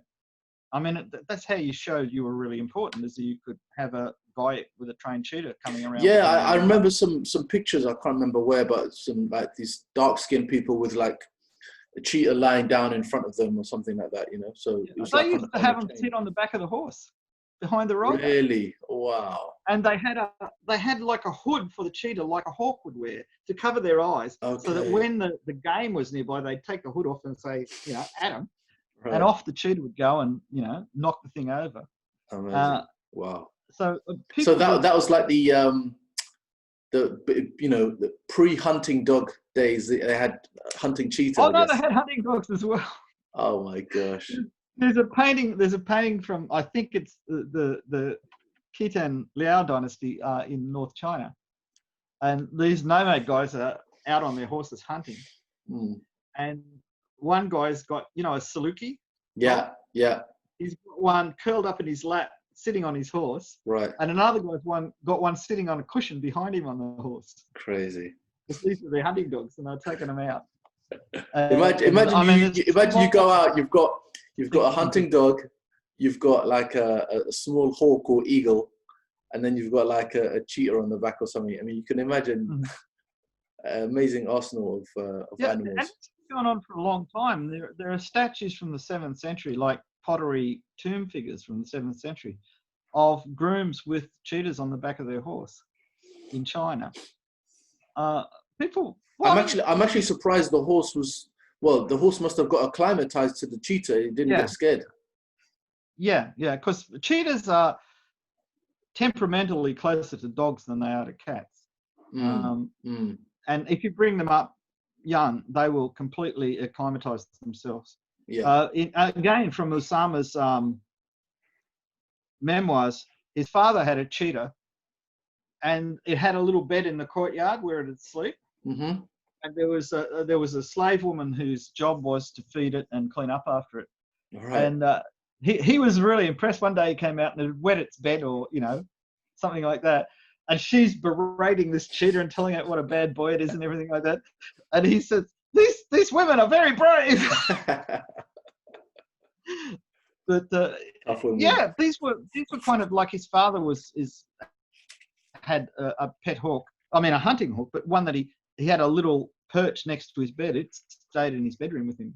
Amazing. Because it was, and when it died, they got into a lot of trouble with the local religious scholars because he had it buried.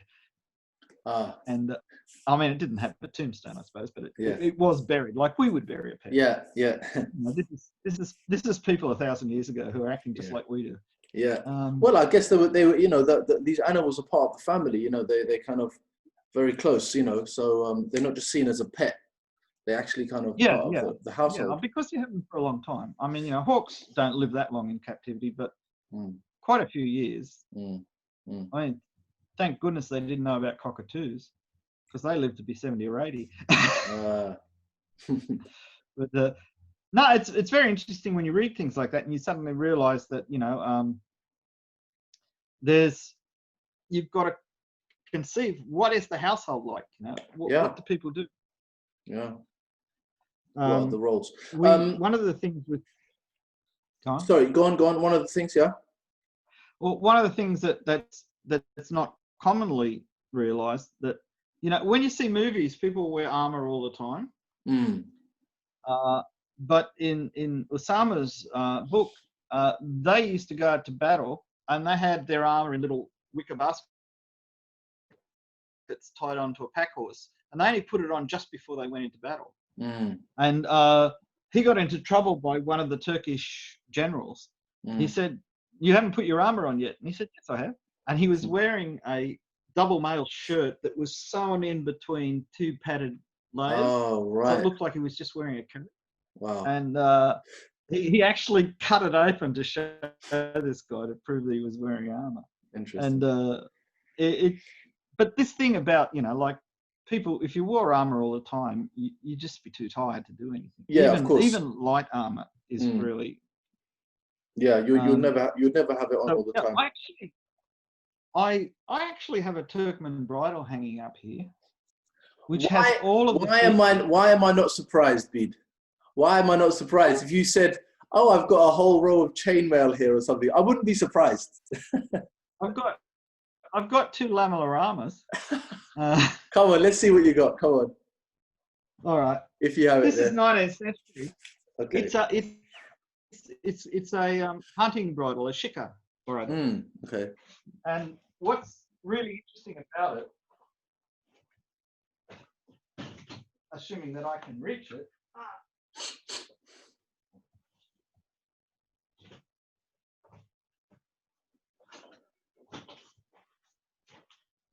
Okay. So this is the headstall. It's all original, right? So on the top, there's a silver gilt plate with carnelians in it. And down the sides, these are silver decorations. This is an original piece, or you made this? No, this is original. This is 19th century. Wow. From Turkmenistan. Beautiful. And that's the bit. And these are the reins. And the reins have all the things mentioned in Saracen archery for horse archery reins. Oh. So they have a sliding loop. Right. Okay, yes. And then they have what he calls the retainer. Yes. So you can hold on to the reins if you don't want to drop them. Beautiful. And then they have a little lash built in. So if your horse slows down just before you've got to get to full gallop, you don't have to get a whip out. You just give it a little right. Flat. Nice. But I've made bridles like this, not with the silver. And they're remarkably efficient. They look really pretty. Yes. But they're practical. They actually work really well. Yeah. And this is the other style of bridle, like the one I was talking about, the Arab one with the ring bit. They just have a brow band and two side cheek pieces. They don't have anything over the nose. These ones have a built-in strap here that sits over the horse's nose. Yeah. So when you pull the reins, the bit pushes on the horse's mouth, but that pushes on its nose as well. Okay. And so the horse knows what knows what you're doing, because it feels it from two different positions. If you just have the cheek pieces, when you pull on the bit, it doesn't have as much effect. And if you train the horse really well, it knows. But if the horse is not well trained, or you're not well trained, you're not. Yeah.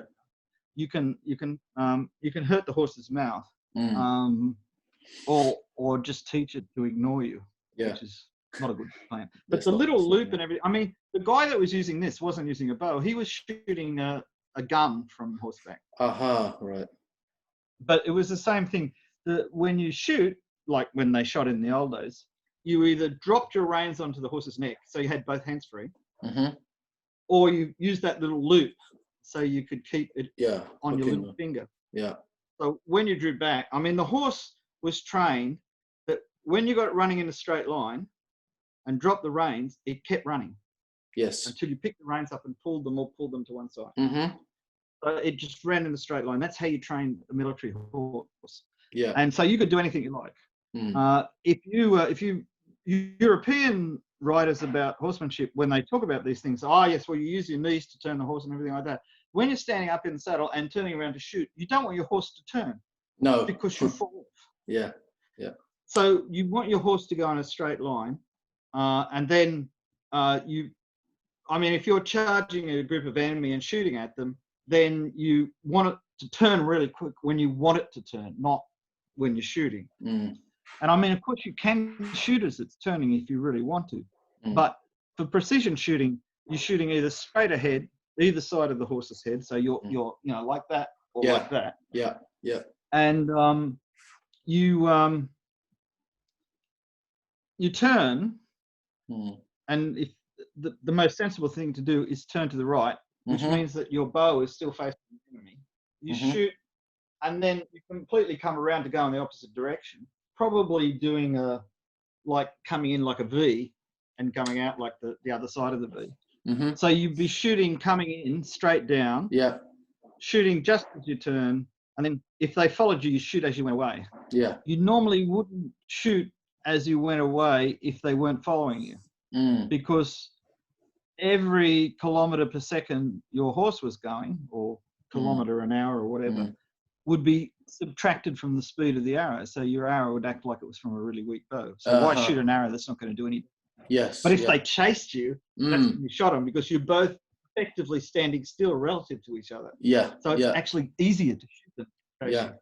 I think that's for some of the horse archers, when I ask them about different tracks that they shoot on and they enjoy, you've got the Hungarian track, you've got the Korean, you've got the Turkish, you've got what the Polish now, what they call the hunting track, which is like an assault course type of thing.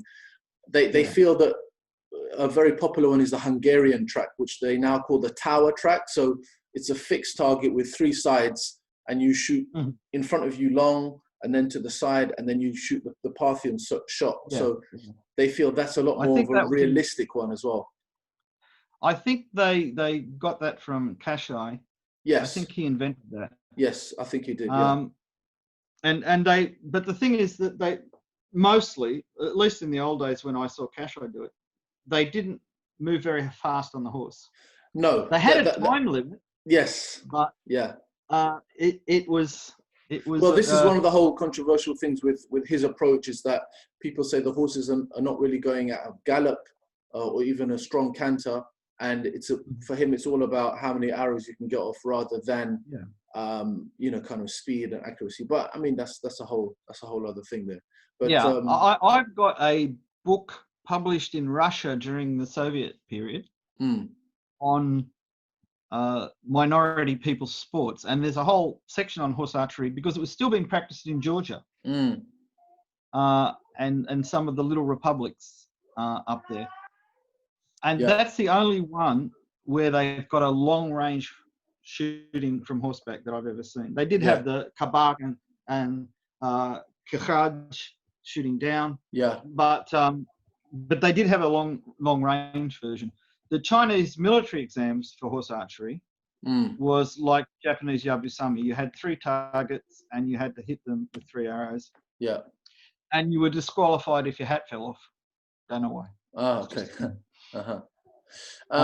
But I wanted to now move on just a couple of other things, because I'm sensitive of the time. Again, we've taken longer than planned, but I mean it's been totally interesting. I'm just this is almost as long as the other time, as before.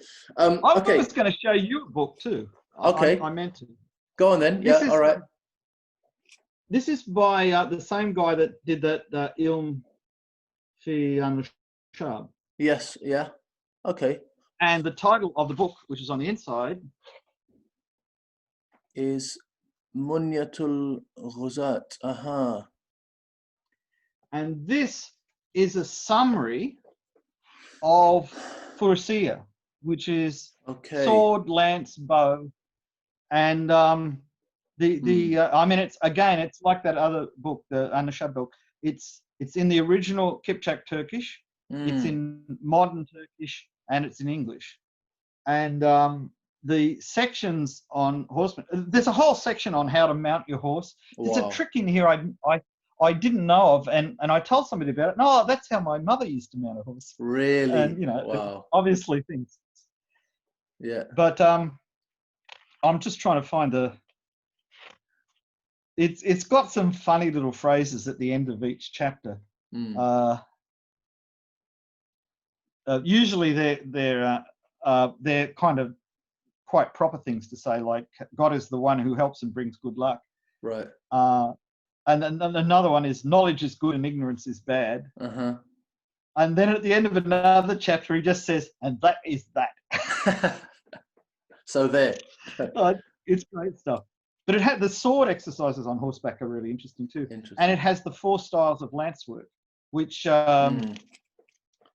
explain a lot of things you see in the paintings, which I hadn't known about. Actually, I mean, I think Ali from Iran is trying to revive that with the Persian archery kind of association he's got running now, where you do see him on horseback with the sword and with a lance. So they are galloping past someone holding a ring, and they'll just try to put the spear in the ring. And that's the Birjas game. The ring is the Birjas, I think. The section on archery is not really long, but it has target shooting things on horseback that I don't think anyone today could do.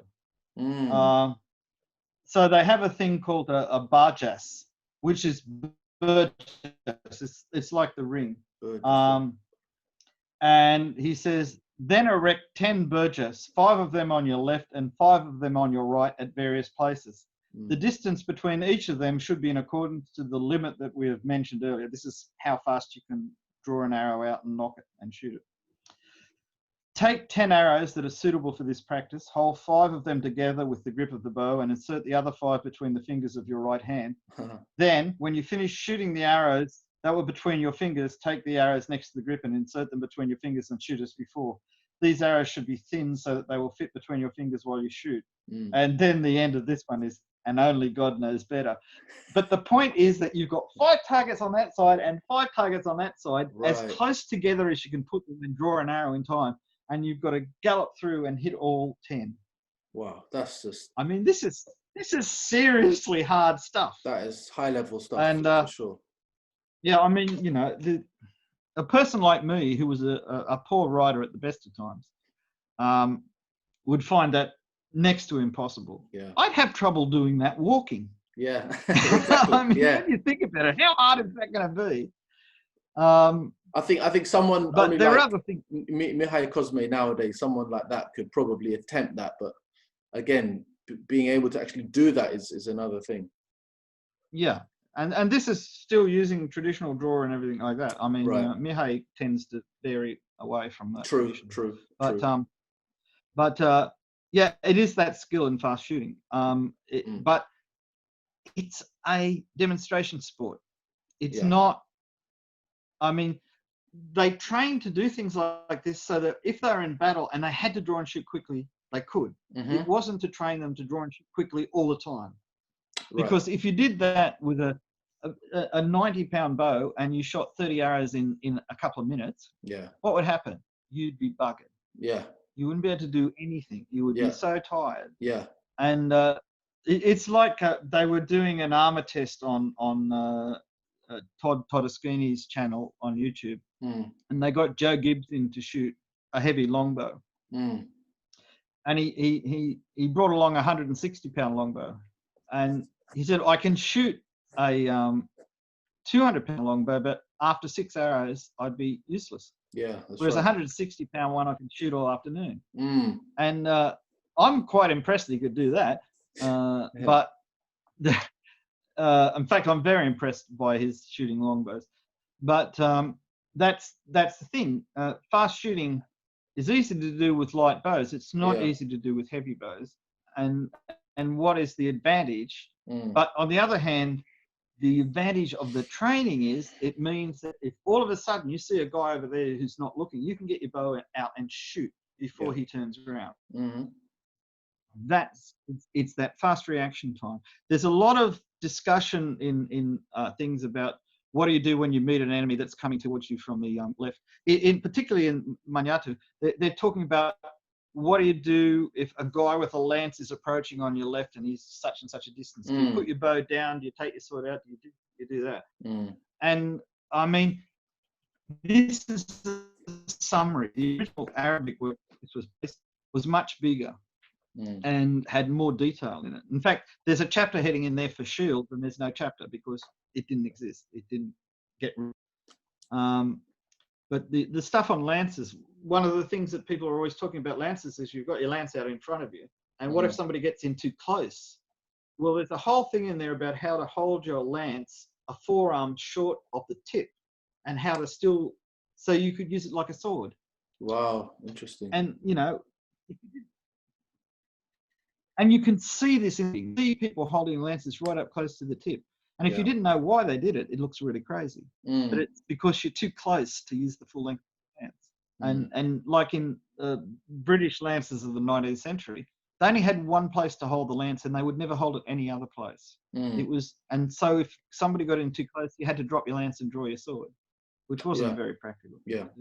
But also there's some of the I think that maybe the Sipahi trained soldiers were ambidextrous, right? They had to be able to shoot left and right-handed, were they? Those particularly well thought of in China. There's the painting that those two Persian quivers came from has somebody shooting ambidextrously in it, and you can tell they're shooting ambidextrously because they're drawing the bow with the hand that's on the bow case side, which is like this. Yes. So you can see their bow case and quiver. You know that they're normally right-handed, but they're drawing the bow with their left hand. And it's two archers attacking someone, and the one that's further up in the painting is shooting normally, and the other one is shooting left-handed, so that they can both shoot arrows from different sides at their target. It's a very interesting painting. It's got lots of technical things in it.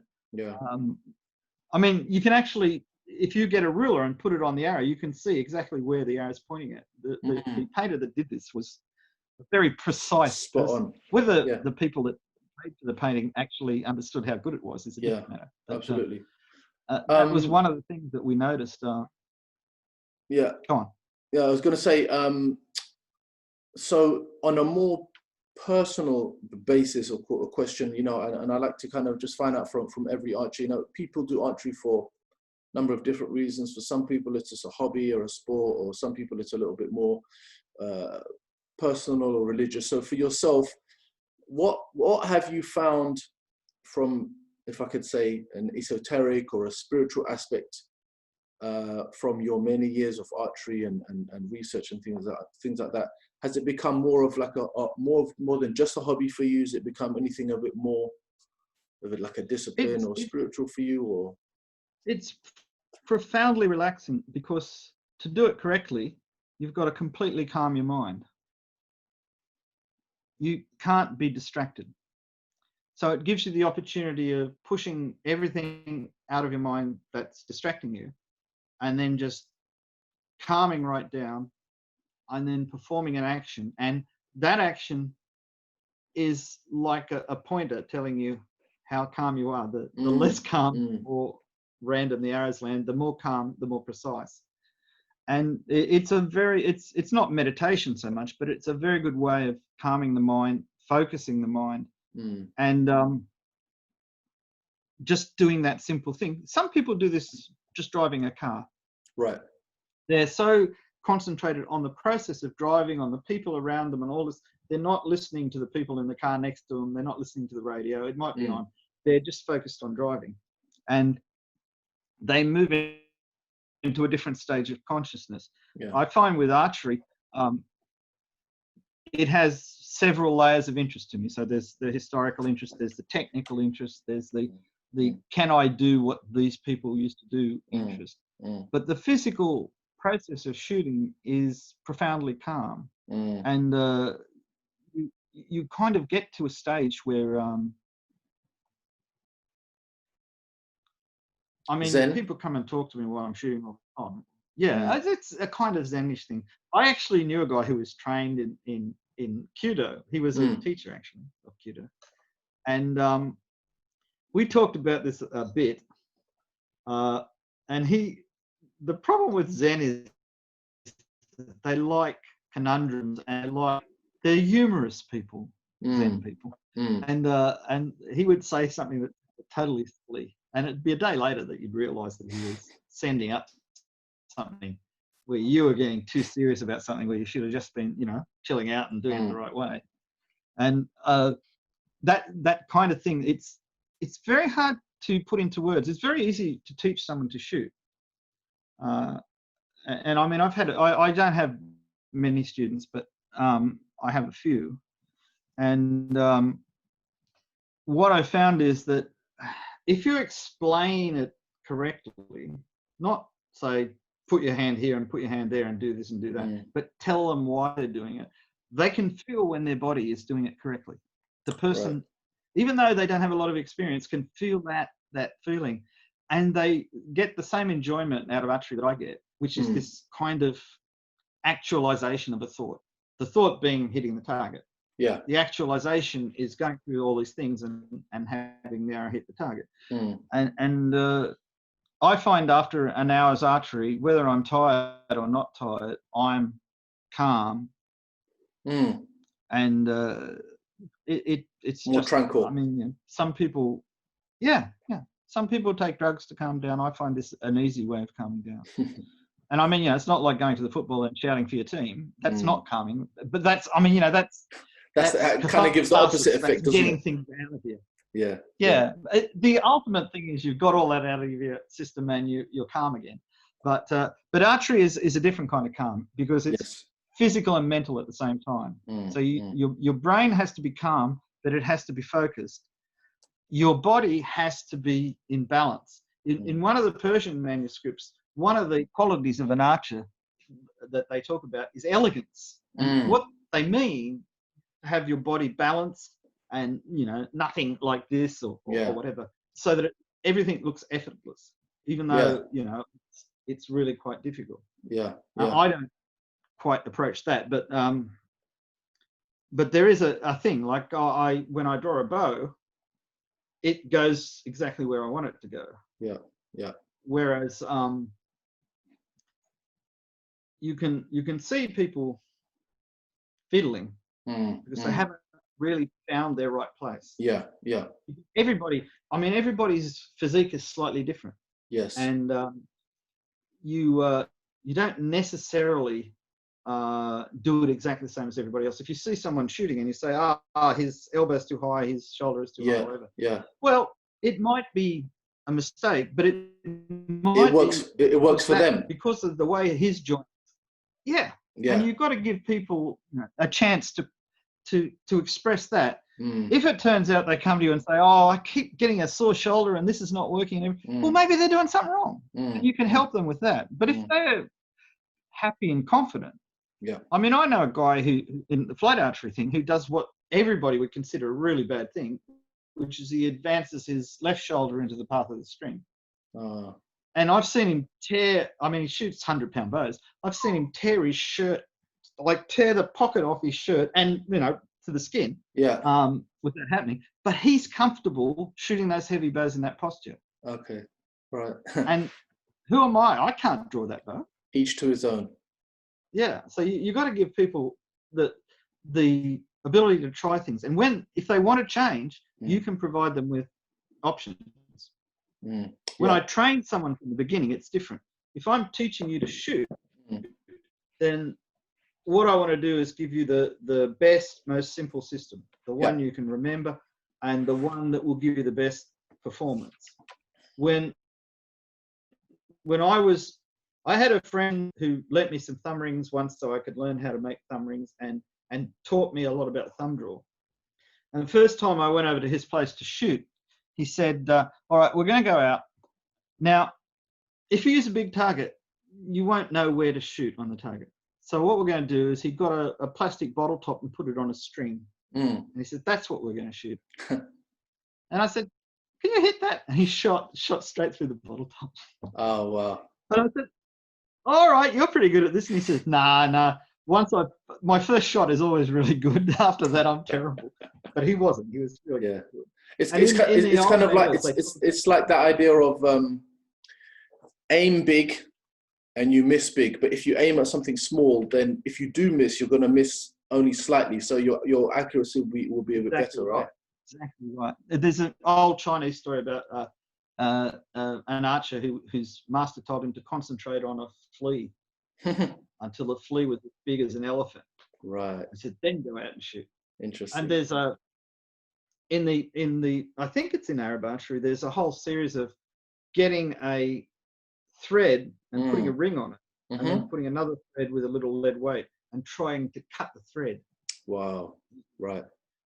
And I mean, you're going to be using an arrowhead that's broad, but but it's still really difficult because you can't. The point was the ring was there so you could see something because the thread was too thin. Yeah, you couldn't. Yeah, you can hardly see it. That's right. That's right. And, it's all. There's a lot of mental exercise involved in archery if you want to find it.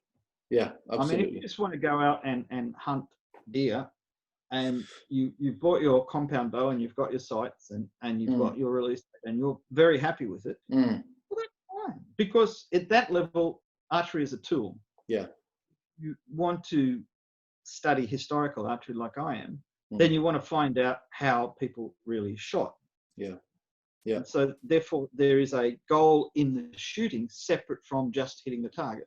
And the problem with somebody like me who's looking at lots of different styles of shooting is you never get good at one of them because you try and learn from one to transfer it to the other, and it doesn't always work.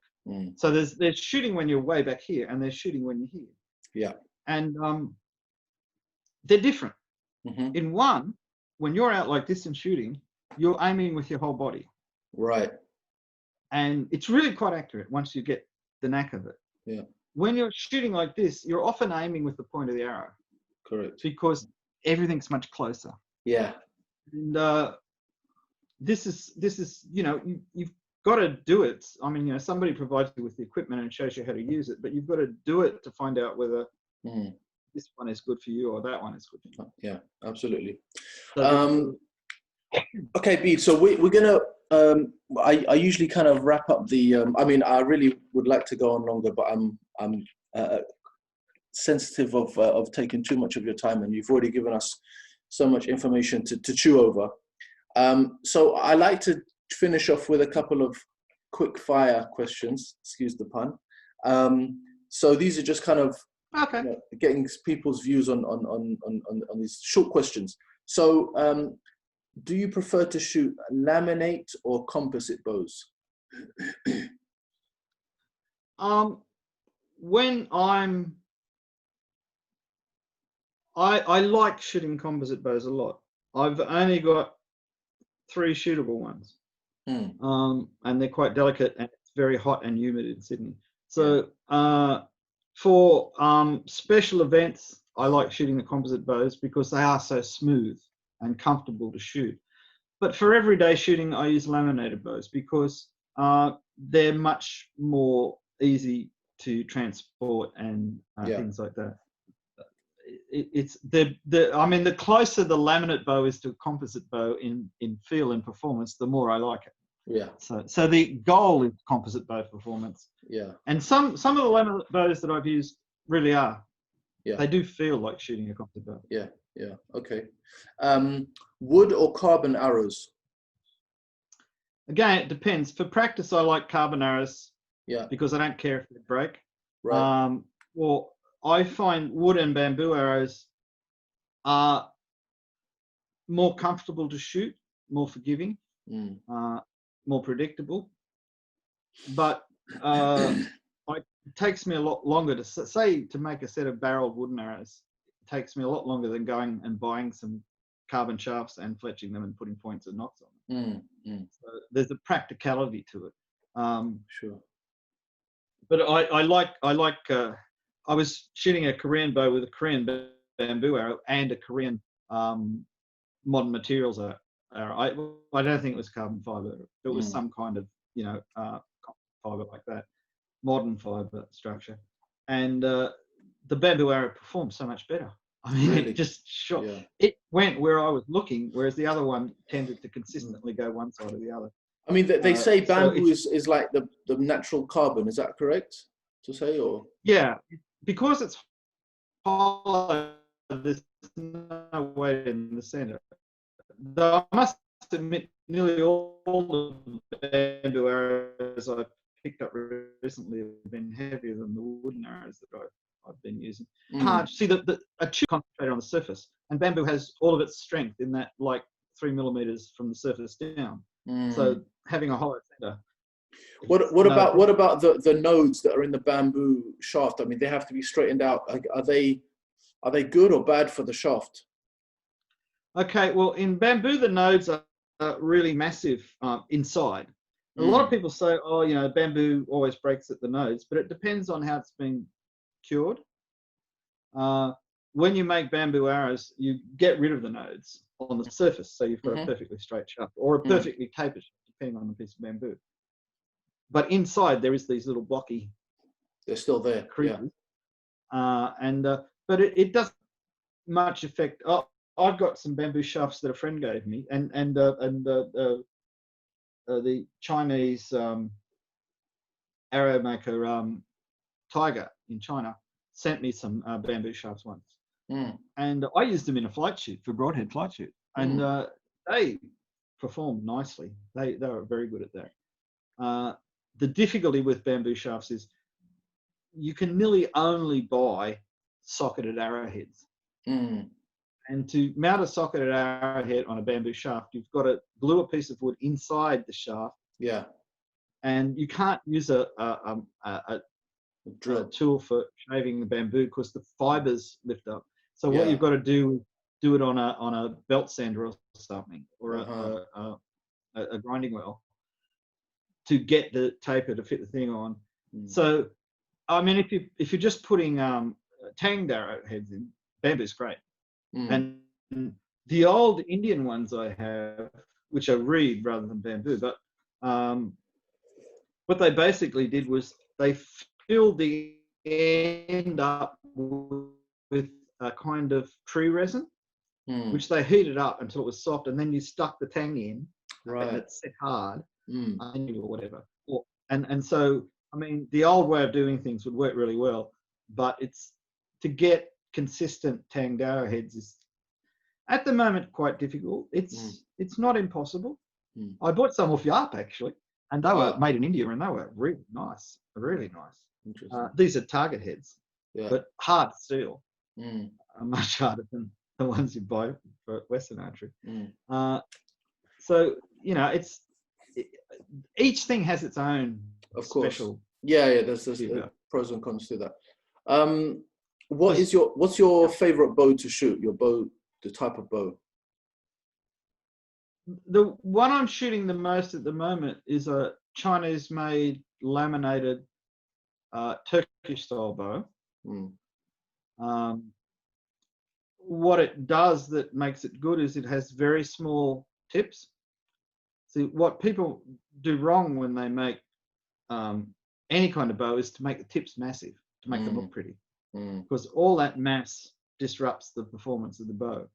So the lighter the tips are, the better the bow works, and the nicer it's feel in the hand when you're shooting. And this one has splendidly light tips. They're not as light as they could be. I've got some bow limbs from a flight bow that was made by Harry Drake, and he actually had worked out how to do it properly. But he was only making flight bows. I mean, he was making other bows for hunting and that commercially, but he wasn't using these designs in that. And I've got several of these limbs, and one thing I want to do is if I can make some laminate bows using that technique, I'd be quite happy if a manufacturer then said, oh, you know, we'll make them. Yeah. Because I really hate glue, but it's but it you know, that's where I'd go with it. I've been shooting that and a Crimean Tartar bow, again from the same, and I find them smooth, and they feel right at full draw, and they've got small arrows. The hands are just too big, and the arrow pass is too wide. Adam, in his book on Ottoman archery, points. He has a list of the dimensions of all these bows and and even up to 120 pounds, the bows are only about 20 millimeters wide where the arrow goes past. And there are some like up in the really high levels, they're 25 millimeters. And this means very small deflection for the arrow, very smooth shot. And so some of the modern makers are now making bows like that, and they shoot better. You just, you know, you can see you're getting better groups. It feels better in the hand. Yeah. So excellent. Okay. Two final questions. Well, actually, last one actually. So this is more of a fun theoretical question. Time travel. If you were able to travel back in time to another period, an era, a dynasty, in terms of archery, what would it be? Which era fascinates you the most? I got two. Yeah, that's fine. I think the first 100 years after the Mongol invasion, because this was a dramatic time of technical change. Yeah. And for mature archery, is probably Safavid Iran in the, like, from 1500 to about 1550. Yeah. When things were just working really well in terms of archery. The archery level was really high. The Turks in the same period were at the same level. This was like the Middle East was just absolutely firing on all cylinders when it came to archery equipment, the quality, the level of design. I mean, I'm too eclectic in my tastes to really be able to sit in one place and say, "Oh, this." No, that's fine. I mean, it's a difficult question. Sometimes because, I'm tempted. You know, there's so many different eras. Yeah. Yeah, I always thought those dating apps said, "What's your favorite color?" And I'm going, "How do you have a favorite color? Oh, it's a color." And you know, if you gave me a Hungarian composite bow and said, "Shoot that," I'd be happy to shoot that all day. Yeah. You know, I like Manchu bows too.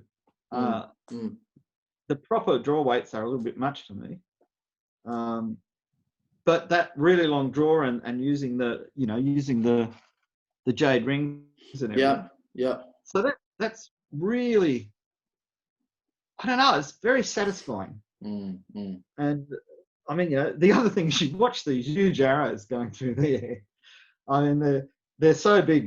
When I'm shooting Turkish style and I'm shooting Turkish length arrows, and particularly barreled arrows that are particularly light, you don't see them, they're gone. No, they vanish. When we do Mongolian style archery, we're using the big, heavy, like 600, 700 grain Mongolian target arrows. You can watch them. We have guys in my club come over to watch us shoot because they just like watching the flight of the arrow. They're like broomsticks going through the air. Yeah, but gracefully. Yeah. Graceful. That's it. Broomsticks. Yeah. Excellent. And you know, that's the funny thing, because you don't think in terms, because you're shooting, you don't think in terms of what it looks like. No, you're just focused on the shot, aren't you? Yeah. Yeah. Or focus on the kind of, you know, everything but and you're not even trying to mechanically, you know, aim, this is here, this is there. No. You're trying to get to the perfect position. And when you get to the perfect position, you might do that or whatever, and shoot. And if it hits exactly where you want it, you try and do exactly the same thing again. Yeah. And the idea is, once you're consistent, once you're consistent, you can always adjust. But if you can't get consistent, then your arrows are all over the place all the time. Yeah. No, absolutely. This is why, you know, people say, "Oh, if something's close, I'll just draw a little bit and shoot." You can never be consistent if you do that. You've got to always draw to the same place. And it's the same with horseback archery. Yeah. You've got to find your normal draw. You want that to be the same draw. You don't want to have a shorter draw on horseback or a different draw, because all of the time you spent perfecting your accuracy is gone because you shoot a different way. Yeah, So absolutely. you want to get everything in balance and do the same thing, whether you're on foot, on horseback, whether you're kneeling down, whether you're turning backwards. It's got to always be shoulders, elbows, hands. It's always got to be in the same time. Excellent. I think that's a perfect note on which to draw this one to a close, Bede. You know, my mind is kind of still digesting all the information you've given. It's really mind blowing. Look, I guess I don't represent the traditional archery community, but I'm sure that everyone that watches these videos would really appreciate your sacrifice and your time and the effort you've put into all of these manuscripts and making stuff and experimenting and checking things work according to the historical books and things like that. So I'd like to really thank you sincerely once again for your time. I hope this will not be the, well, I'm sure it won't be the last time that we speak. I have given your details to Ahmed Kara in Sydney. I hope you don't mind, but I think they're going to be getting in touch with you and making the funny thing more is, benefit. I was working with a company, and there was some Mongol archers there. Oh. And they came over to talk to me, and they mentioned Ahmed. Oh, okay. Because they'd been out shooting with him while they had some time off. Interesting. And unfortunately, he shoots the same time as I shoot on Sundays at my archery club. Otherwise, I would have been out there myself. Well, no, don't worry. I've told him to basically, now that we've kind of uncovered you a bit more, and they've seen the videos, they said they really need to get you over to their place or come to your place and do some clinics and really try to learn as much information as they can from you. So there's no point having knowledge if you don't share it. Yeah, 100%. No, 100%. And I said to them, I'm envious of you guys in Australia being so close to Bede. If he was in Europe or somewhere, we would have kind of organized to get him over and done some type of clinic. But if we can at least benefit from you again through them, then everyone wins. Yeah. So, but anyway, Bede, thanks again. I appreciate your time, all of your knowledge. You know, we're going to stay in touch, and we'll see if we can get a part 3 out or something. Not right now, but I think we've exhausted quite a bit. You need to have a bit of a rest. Yeah. If you give me a few weeks, I might have another quiver finished, and I'll see if I can take photographs of the process for you. Awesome. Yeah. Or a video of it. Yeah. If we can do something more specific on making the quiver and the stages of that would be awesome. But anyway, have a good evening, or what's left of it. I think it's probably Thursday now with you, isn't it? No, it's 10 to midnight. So just 10 minutes before. Oh, because we started a bit earlier today. That's right. And I've got to take the garbage out tonight too. So I've got to go out in the rain. So. Oh dear. Okay. Stuff that has to be done. Anyway, Bede, thanks very much. Thanks for your time. We'll stay in touch, and God bless you. Okay. Yeah. You have a good day. All right. Where the sun is shining, and you know. I remember what a little bit of rain here, but it's not too bad. It's not too bad. It's England. Exactly. Has to rain here.